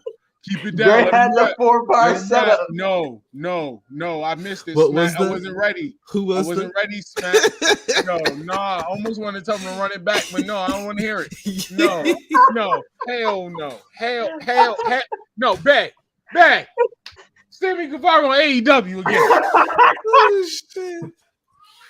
The worst seller. I just saw somebody on social media freaking out over a Sammy Guevara matchup over a spot he didn't sell. And I'm like, he does that all the time, bro. Like, you know who he reminds me of? Why are you mad about Zack that? Sabre Jr. in like 2011, 2012, like early Zack Sabre Jr. when he wouldn't sell for nothing. Like he's just counter time. Like that nigga would sell for like, especially when he first got to New Japan, that nigga would sell for shit, bro. Like I don't think he knew how to sell. Like Who is Sammy fighting? It's Sammy Guevara. Chris Jericho's storyline was he was supposed to take on every Ring of Honor world champion. Like, how y'all still got Ring of Honor world champions he hasn't taken on in AEW, but instead he's taking on Bryan Danielson again. To cut you off, but all I want to know is who is Sammy Guevara? It's the Fatal 4-Way with Jericho. Yuta. It's a Fatal 4-Way, right? Or a tag team match? It's a Fatal 4-Way. Claudio, Bryan Danielson, Jericho, and Sammy Guevara. It's a Fatal 4-Way of the JAS versus the fucking the BCC. Blackpool. Just those 4-way? So it's Claudio, 2 guys from the JAS, from the Jericho Appreciation Society, and 2 guys from the Blackpool Combat Club, but they're all wrestling each other for the Ring of Honor world title. Bay. In my Triple H voice, who is booking this Jericho crap? Clearly says the whole game plan too, like to the whole audience to try to make it make sense, but it just doesn't. Like, yo, it's a Fatal 4-Way, and they're gonna respect the rules, and they're gonna actually wrestle each other. But once they get caught up in wrestling each other, they're gonna lay down for them. They do basically. Yeah, they do. They do. The storyline is, does Guevara lay down for him, or does he actually wrestle him back? But I'm just like, bro, that's stupid. Triple H voice. Who is booking this crap? But why though? Why? Yo, is it a Fatal 4-Way? What was even weirder about it was like the segment leading up to it was like Chris Jericho basically cuts a promo, asked about like being challenged by Bryan Danielson. And he just goes, you know what? I'll take on 3 people. Like, fuck what? I'll take on. How did Sammy get involved though? Can you fill Chris Jericho cuts a promo in the back after, like they cut a promo. They won a matchup, and since he lost to Claudio and Yuta, and then Bryan Danielson beat Sammy Guevara in a matchup, he cuts a promo backstage, and he's just like, man, I'll take on Claudio, Bryan Danielson, and heck, I'll take on Sammy Guevara too. And I'm just like, why the fuck you had your own person to it? But then he gave up the strategy. He's like, oh, well, they're gonna wrestle each other because it's a Fatal 4-Way, and then he could just lay down for me. And I'm just like, so you basically told the enemies the game plan, and then you no. Okay. So normally when we do this, I normally have like other options they can do. Wait, let me finish that. They have other options they can do right and wrong. Yo, I see so many options that I am not liking the outcome of, and one of them are so what is Sammy gonna turn babyface again? I don't see him laying down. So he's gonna Jericho going for the pin and Sammy gonna roll him. So we're gonna do the Dave Garcia. I hope I'm wrong. I hope I'm wrong because the match didn't happen. I could be wrong, but just seeing how this is going, because I don't see Sammy I don't see Sammy just laying down for Jericho. I don't see that happening. I see Jericho going for a pin and Sammy turning around, or Sammy sneaking up on Jericho doing a roll up. And what does that lead to? I don't like this. Why is Sammy Guevara wins this matchup? Whoa. Yo, hold up. Hear me out. He already just found himself in a world title match he had no business being in. So that makes me speculate. He got beat up twice backstage, though. So I'm like, all right, you got beat up twice, now you're in a world title matchup. So now I'm like, how bad did they beat you up? If they really beat him up really bad, then maybe he's going to become the next world champion. But, yo, if they beat him up really bad, he's gonna become the next world champion. They beat him up enough to get in the title matchup. The nasty part is, I swear, if that happens, this is the beginning of the end of AEW. Yo, he's not reaching. Me personally, I think Bryan Danielson is going to leave Blackpool. I can even see him. Oh, he's the only one not in the match who hasn't held the Ring of. Oh my gosh, this is going to be nasty. Once again, just how I talked about Jade and Nyla, Tony Storm, and Hayter. You got another match of 4 great in-ring performers, and I'm mad it's happening. He's one of Tony's favorites too. He was at the wedding, bro. This dude he was the very first match. The very first match on TV was Sammy Guevara versus Cody Rhodes, bro. Like, he's one of the 4 pillars. And if MJF is to win that night, the AEW World title, what if Sammy Guevara, one of the other 4 pillars, wins the ROH World title? So Sammy gonna turn babyface again with the Ring of Honor title? Niggas trying to bury Ring of Honor before the world title matchup. I don't think he's gonna win. Sammy, I think Bryan Danielson's winning. I hope, but in this way, I think he is. So I think he's gonna win because he's gonna go heel. Why? I'm gonna throw a wrench in. I got Jericho winning. You got Jericho. I got Jericho winning too.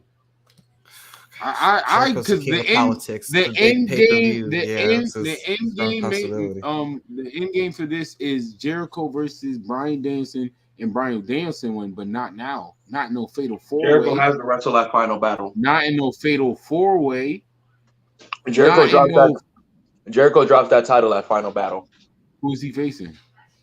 Danielson, for sure. Oh yeah, so see, yeah, that's how I always booked it. I'm keeping it like that. Or Claudio. It's either or. It's who? I think Bryan Danielson will make more sense. See Claudio win? Too big. Well, remember, Claudio's the one that got cheated out of the title. I don't see Claudio winning. I think Claudio might take the pin. I ain't gonna lie to you. I got Claudio taking the pin. No, I'm talking about a final battle. Oh, final battle? Yeah. He supposed to face Claudio? I would say it's between Jericho, between Danielson or Claudio. No, I need to be Danielson. Shout out to Claudio, but Moxley doing this thing, so I'm fine with the AEW picture. I know I was pushing Bryan Danielson to hold it, but all the drama slowed down, and Moxley been doing this thing. He's been doing what I said I wanted Danielson, why I wanted Danielson to win. So I'm fine with Moxley. Them doing, if they don't put that title back on Claudio, I feel like it's more of a reason. I feel like it's just a bigger burial to Jonathan Gresham.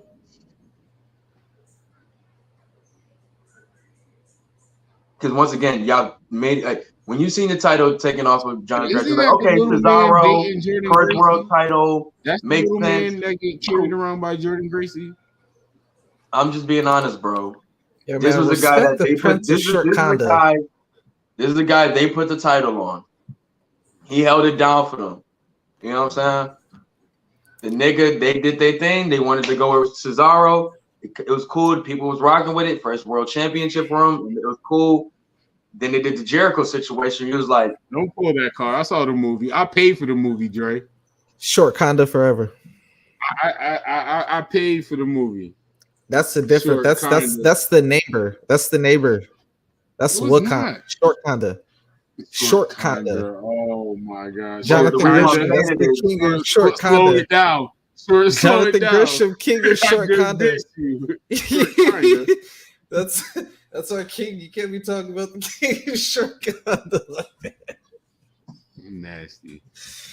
But it's just terrible, and it's just terrible booking of what they've been doing with Cesaro also. It's hot potato in his title. God damn! I just imagine standing in the spot too. I was just about to light back up my spliff, and then I realized I'm high enough. I just visualized in my head fucking Jonathan Grisham riding down the ringside on Jordan Grace like she's a horse, my nigga. I'm just like, that was me last night. Onward. Guys, relax. RELAX, relax. Chick-fil-A, man. Chick-fil-A, we love you, man. But god dang, y'all gotta start working Sundays, man. I was over here. You saw Wakanda? Yeah, I'm wilding. I was about to say we might. I might do a Raw blunt. I might do a Raw. I was about to say if Cole was around, we could. Yeah. Main event: John Moxley versus MJF. Who do y'all got?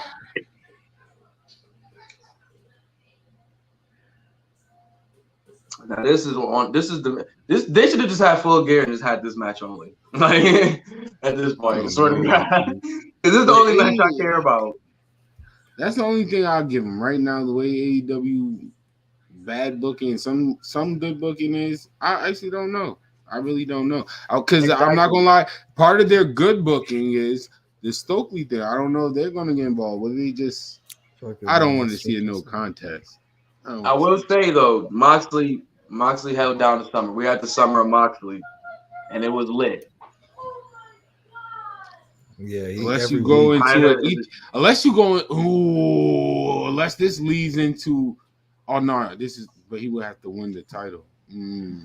Never mind. Because I was about to say this leads to an Ethan Page and MJF. What you can do, fire. What you can do at Winter is Coming. True. Y'all talking about WCW 2.0? That must be Gerard. And first of all, Gerard, once again, it wouldn't be considered 2.0. That doesn't make sense. I can't ask you, like, you didn't watch TNA? Like, is people forgetting? I'm sorry. TNA is WCW 2.0. It was WWECW. WCW. I'm talking about when it started. You're hilarious. WECW. Because it definitely went in the bag of all the. I think Ring of Honor was more ECW. WECW. That shit was crazy, Impact. bro. You gotta throw the Impact at the end. Oh no, you gotta add the E too, because they had them niggas there too. Everybody. WECWE. Yes, we're talking about AEW. Jerk. 2.0. 3.0. Killing. Man, I'm going MJF. I mean, them go home promos. I mean, we might get some more this week, but those ones from last week, beautiful. Like what Moxley was saying in response to what MJF said on the radio show, them niggas was laughing at him when he called himself a devil, bro. They laughed at that man. I want to pick Moxley, but that shit was cold blooded. Them niggas was like, the is. I ain't gonna lie, I might have MJF. I want to pick Moxley though. I do. But I think Moxley had a great run, man. Like this wasn't even supposed to happen, man. This nigga needs to go on vacation, bro. Like let my nigga go on vacation. Like he's working by choice. Because he needed to realign. He's talking about vacation as he take mad side jobs.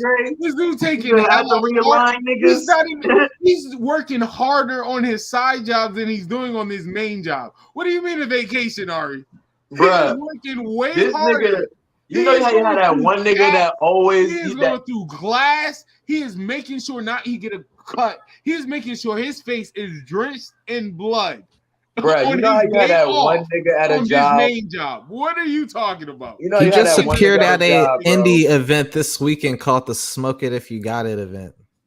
This motherfucker's everywhere.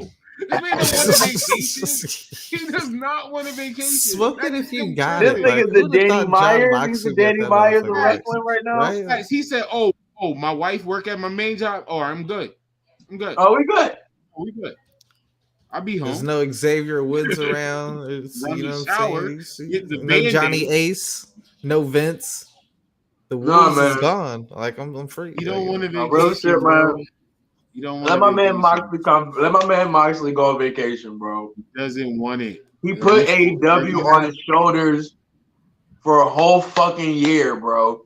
Let my nigga go to a fucking resort and go get a fucking back massage, bro. Because he had this shit on his shoulders. Like, and when y'all was at a rocky start, y'all had a lot of rocky news, but Moxley kept it together. You feel me? Moxley let my man go chill. We already know MJF will hold it down. Everybody been waiting. Their eyes will be glued to the fucking TV. It's in good hands. I definitely give him his credit for that. Like Moxley, that's the reason why I was saying, I want Bryan Danielson to finally have it because all that crap was going on. But Moxley actually, like, he did everything. He kept it under control when it came to watching the product on television.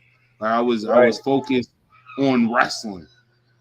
Once again, Moxley has some of the biggest moments. One of my favorite moments of AEW watching, still until this day, is Moxley intro being played as they fought all around that arena. That was the dopest shit because all of us are people that go to events. You know, you don't hear the commentary like that. Right. So to hear the music playing and you got to look around, that's fire. That's fire. So I know they had a good time there live, and me watching it, that was dope. That was dope. Like literally, I'm like, yo, I was like, hold on, is music still playing? That was dope. That's the thing that threw me off my very first live event. I don't know why I was expecting I was going to hear JR and them motherfuckers talking. You know what I'm saying? Like, oh shit. Yeah, I think it's time though, Moxley. Man. I think I got Moxley. I got Moxley. MJF got the movie. He's just now got the look for us and tell how long that might take to do, like, too. I'm not gonna lie. I'm gonna pick media, you know, media obligations, promoting the movie and whatnot. I heard somebody said for all the comparisons that MJF got to The Miz, it's funny that he got a bigger movie role than any of The Miz's 17 DVD movies out the gate. But look who they're partnered with, bro. They're partnered with Warner. I mean, at the same time, could have branched out. Shit, think about it, branched out. Most of his movies. I mean, he got his own television show, so Miz do be making moves. He's been on but he's been on MTV. Warner Brothers, USA. Like, I think USA. I don't know who USA is connected with, but they ain't Warner Brothers. Shout out to MJF with that, but nah, Miz is still up there. Like, you got to show, and then I got to think most of his movies was in his company. Like, it was for WWE, so I'm not mad at him. You got extra bread from the company you work for. That's like, true. you got it. I'm sorry, you can't hate. I'm just saying, and WWE is like URL. You making movies for us? Why you have to go over there? You see what happened when The Rock do it. Vince McMahon was like, The Rock do it. Man was like Dolomite. Vince McMahon was on his Dolomite shit. So respectfully, shout out to MJF for that. That's big. That's big, especially. That is a good thing to think about. So I forgot about that. Getting that opportunity, that's dope. Seeing like an AEW star getting that, but comparing wise, I wouldn't do that. I'm sorry. Now when someone said that, I was like, yo, I mean, and look at his wife. I'm just basing strictly from the movie. I'm just basing strictly off the movie, which is what it is. I feel you, but Miz is winning. I'm sorry. When is this movie supposed to be releasing? Next year, right? His wife is 100% MILF, man. You ain't lying. Somebody asked what movie he in. What movie it's called Iron Claw. It's a movie about Kevin Von Erich, right? Yeah, the Von Erich brothers. His name? Zac Efron is gonna be playing Kevin Von Erich, I believe, in the main role, and then MJF is playing. Forgot what the other brother is, but he's supposed to be like the fake brother. of the Von Shout Erich. out to MJF, but respectfully, no. Yeah. Respectfully. Well, I'm interested to see the story because I don't know that's much why about I said it. I'm happy for you. No hate, I'm happy. Shout out, but I'm talking about if people want to talk about comparison, Miz, I'm sorry, he cooking food. He cooking food. Like y'all shouldn't even mention that. Like being real, maybe promo wise. You're saying the type of movies though that he's getting in, and I'm just saying. I was just saying like when you got Warner Brothers as your parent company. No, I think definitely. it might have better connections. This can definitely, you know and MJF, this type of character, definitely can see him move. I would love to see him in Mob. You never know. He might have an agent. Your type of movie. I would love to see him your type of movie, the Mob type movies. Yeah, you never know. He might have an agent that just might be on his shit, giving him the right. You know what I'm saying? I can see him being one of them asshole. You know them little funny smirk asshole ones that just beat up. I would love him. I think he'll kill that. I'm thinking, yeah. I'm interested to see the role though, man, because like I said, that's really cool though. I just like seeing good wrestling movies being made anyway. You know what I'm saying? I think it's through A24, and they make some really good movies over there. But no, man. With that being said, though, I think I'm interested to see what happens with that though, because is that going to be a reason why he don't get the title? That'd be fucked up. That's what I would think about. Like, man, maybe he got to do like, why are we doing all of it? Events and all that shit? You know what I'm saying? That shit trash, dude. Yeah, Von Erich movie is dope. Because I don't know much about like. Or maybe you could get the title and then use it as like like a publicity while doing the the reason not to be on TV as much. You don't got to be on TV as much every. You know what I'm saying? You don't got to be the fighting champion every damn week. That's not MJF. And I think you'll be all right without having the AEW title on TV. Give you some chance to put some focus on the other titles. Look at when we get on Raw. Like they kind of got that up for him, but they still leave it open for Moxley. Moxley is just like he could do whatever. He just fits in whatever. But they do kind of have a setup with the world title eliminator. Ricky Starks he got history with if he was to win. Ethan Page, that would be a nice little thing. He just got turned on by that faction that he put together, so or he could I'm gonna go MJF still, man. I don't know. I feel like it's still meant for the boys. And plus them promos, man, it's just you muted for us. So after we talked about and discussed Full Gear, what predictions of a rating? Like just feelings? No, not because some of these wrestlers could perform. They can kind of make you forget AEW because their wrestlers are that good in ring. Like they are. They can make you forget the storyline was that bad, but the match was that one of those ones. Sometimes that do work. But I'm talking about y'all knowing the build up, looking at this card, the hype. Where would you rate your hype for this card right now for Full Gear? Because I'm not gonna lie, mine's is low. It's low. Mine's is high. Like it's about fixing that 6.5. Yeah, so I'm the nasty individual because it's a solid 3.5. Mine's just based off the post media scrums. I'm not even gonna hold you. It really is 3.5. Like it's one of those ones. If I miss, I'm more interested. I got the chat. I know somebody. That's how I really feel. Like I know somebody. I'm not. It's just. I already know. Like I said, this is what I telling y'all people. Like this is why you need both. Like you look at the names. So that makes it a good show. You look at the names on this card. The most entertaining person on AEW. You look at the names on this card. It's nothing but great in the ring. See him hug the dudes and shake the women's hands. That's the funniest shit to me. I'm not gassed. I'm not ready to see this at all. Like there's no all the stories that I'm watching is like, do I want to see this? The fatal 4-way. Listening to the superstar. That if there was a regular fatal 4-way and both of them wasn't on teams, my excitement. I know something's gonna come out of it, but come on, like. It's like, geez. I want to check to see if there's been any evolution with Tony Khan during the past media scrum, if he's learned anything.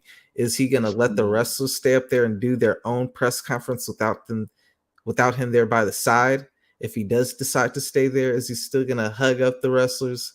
If when the female wrestlers come up there, is he going to act awkward as fucking shit? Yo, there was a compilation of videos and it showed every dude that come up to do the press media scrum, he hugged on super hard. And then whenever the females came up there, he'd stick his hand out, give him a firm handshake, and then like act awkward, bro. I'm like, bro, how that's so backwards for me, just like every place I ever worked. You know what I'm saying? Like it was the other way around. So I'm curious to see if he's finally it comes off to me like super shy to like, you know what I'm saying? Like not even just shy, like just like trying not to look creepy. Yeah, like but I don't know, bro. But it looks creepy when you're hugging the dudes and you don't hug the women. You know what I'm saying? Right, bro. Big facts. I don't know, man. Tone Loc is a little weirdo, man. My whole Spirit Squad, my whole part of this whole thing. Oh, I want Sippy high too. It's Sarai. I'm sorry, Sarai. That this is the most nastiest thing. Sarai. AEW and Sarai. Britt Baker. I'm sorry, even you first. No. This match I'm sorry, like because it's already the information knowing about her and knowing Britt Baker moveset, knowing how Britt Baker run. Like she's still like their top star, like top woman over there. She's doing a good job for AEW. Being you can do a good job, but for only so long. Like Britt Baker, low-key is their Charlotte, like on some real junk, is their Charlotte. So to see her go from that and Sarai, maybe this can make me more impressed for you because it's like, yo, you carried a good match against somebody I'm scared to see even take a clothesline. And then Sarai, for you posting something like that, you're nasty. Sarai had to fight Alberto Del Rio since she's been off WWE TV. So yo, we're talking about Britt Baker. I'm not here. I'm not really here. I'm not really here. This is a simulation. This got to be a simulation because he did not just say that. Del Rio's this has to be a fucking simulation. Frass, are you real? Are you real? Is anybody real? Because this can't be real. This can't be life. Did he really just say that? Did he really just say that? Yeah, I'm saying she could hold her own, bro. She then took on Xavier Woods and Brad Maddox at the same time, Alberto Del Rio and his family members at the same time. Bro, she can handle a doctor, bro. She can handle a doctor's. Hey, it ain't her first doctor's visit. Let's just say that. She had to make a doctor's visit just to get to. Oh my Jesus! What is wrong with you? Yo, I will never leave you alone on the podcast ever again. Never. Oh God, they can't see me. I'm not. I don't want nobody to know. Never again. You can't be left at home alone. Nothing. They ain't gonna see it. Who was that nigga that was can't be left at home alone with Paige? Jesus bro. Christ! Yo, she about to take that. She about to do the same thing to the AEW Women's title that she did to the NXT Women's title. Yo, this nigga is going on? Relax. No, I got this. If anybody know how to Photoshop, yo, Ari, let them know where they can find you. My name isn't Ari. My name is Mustafa Arakbar. You can't find me nowhere.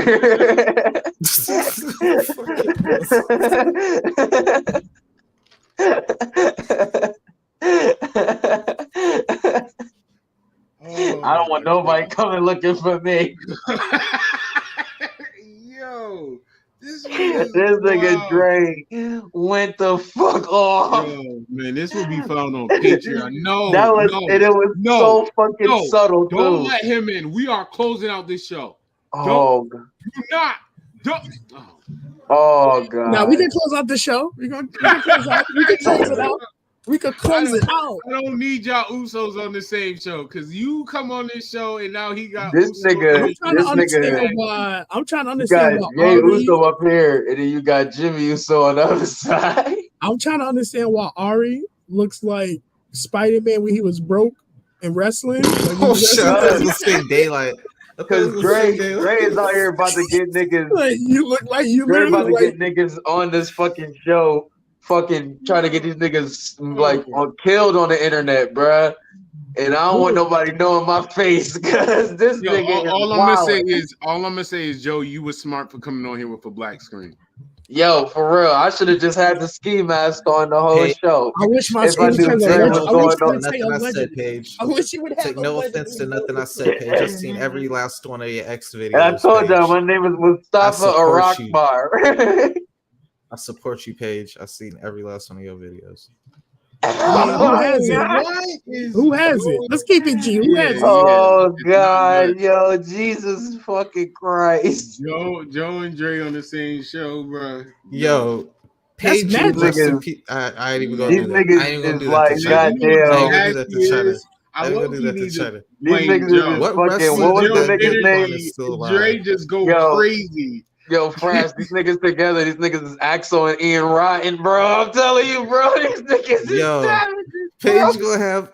Oh my god, These niggas is the Axel and Ian Rotten, bro. I don't know why my mind thought that, but I could just see Paige in the backstage locker room with their legs behind her head.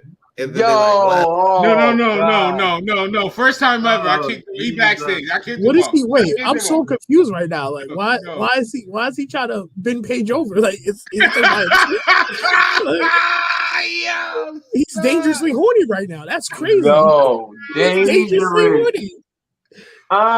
Dangerously horny. Dangerously horny right now. I know. I said she had a. You still talking about her? Wait a minute. Hey. Dre, why are you dangerously horny right now? Paige, yo, this nigga, if you take offense to anything I say, Paige, I will support your OnlyFans for a month, Paige. I'll pay whatever. Just to amend any. If I offended you in any Dre, way, it sounds like guys, relax. RELAX, relax. We don't want to put too much on wax before they go up against the line. Dre, it kind of sounds like you just trying to buy her OnlyFans and looking for an excuse to buy her OnlyFans. Yo, Ari, I need a mask too, bro. Accusations. I can't say false accusations. I can't say accusations. Yo, nope, we're not gonna get an interview by Paige. That cross her off. Yo, we just be losing, man. Interviews, dog. Wow. Not happening. For speaking the truth. Yes. How she knows she could come on here, Paige. You welcome on here anytime. We could discuss wrestling. Dre's the type of person that be here and have her video playing in the background while he try to interview her. I swear to God, this makes me want to look up Paige's videos tonight. I ain't gonna lie. What? Certified. You need to relax. Calm down. This nigga is a certified sicko. Yo, Dre went to. That nigga said, "Fuck it, bro." I bet Dre was out here watching the fucking what was that fucking buff bitch name? Veronica? What the fuck was her name? Victoria? China? Yeah, that bitch too. Oh my god! All right, yo, Jonah, you really gonna get us? You really gonna get us? I got a Raw and Blunt podcast. I'm gonna talk about Wakanda forever. Well, she can't unless she is spirit form. She can't have no interview. What you gonna have a post-mortem interview? Shush, please. I'm gonna use the clip I cut on D. That's crazy. I can't even put the mask up for 2 seconds, man. Jeez. All right, ladies and gentlemen. I want to do a versus battle between China's sport videos and Paige's sport videos. We talk about Wakanda forever. They are wildin'. That's why the screen black. Follow Ari Starks on the All Get Your Bars All Podcast Network. My name is Mustafa Akbar. If anybody you will wants to not find donate, me anywhere. I am off the grid. Thanks, Dre. I gotta go off the grid now.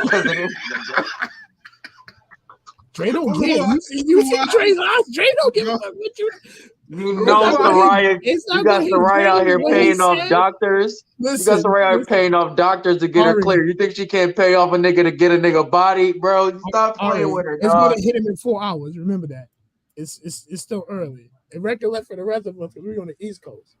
Give it 4 hours. Give it 4 hours. Y'all saved Soraya. I was gonna keep going on her ass, but oh my god, this man got bars for her. He went at her like she was Raw and Blunt podcast talking about Wakanda forever. You might talk about some positivity. Keep it positive. Still live? Oh please, shit! Doing the Raw and Blunt now. She gave Xavier Wilson I don't care if positivity. we get banned because oh boy, this Did one. This nigga say was we still live? Yo, go Ari. If you're not gonna follow Ari, go on all platforms. Shout out to my boy Joe. Go follow Dre on the whole. Do not follow me. Yeah, Twitch. thank you, Fred. Thank you, Fred. If you're not buying, do not follow me. Thank you, Fred.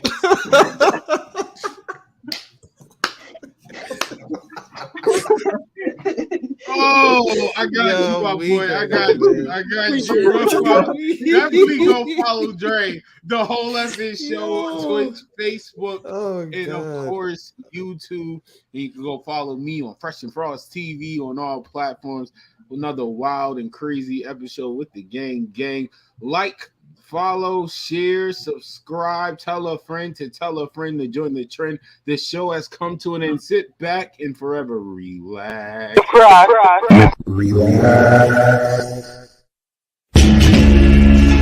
Swirling mass. Yeah.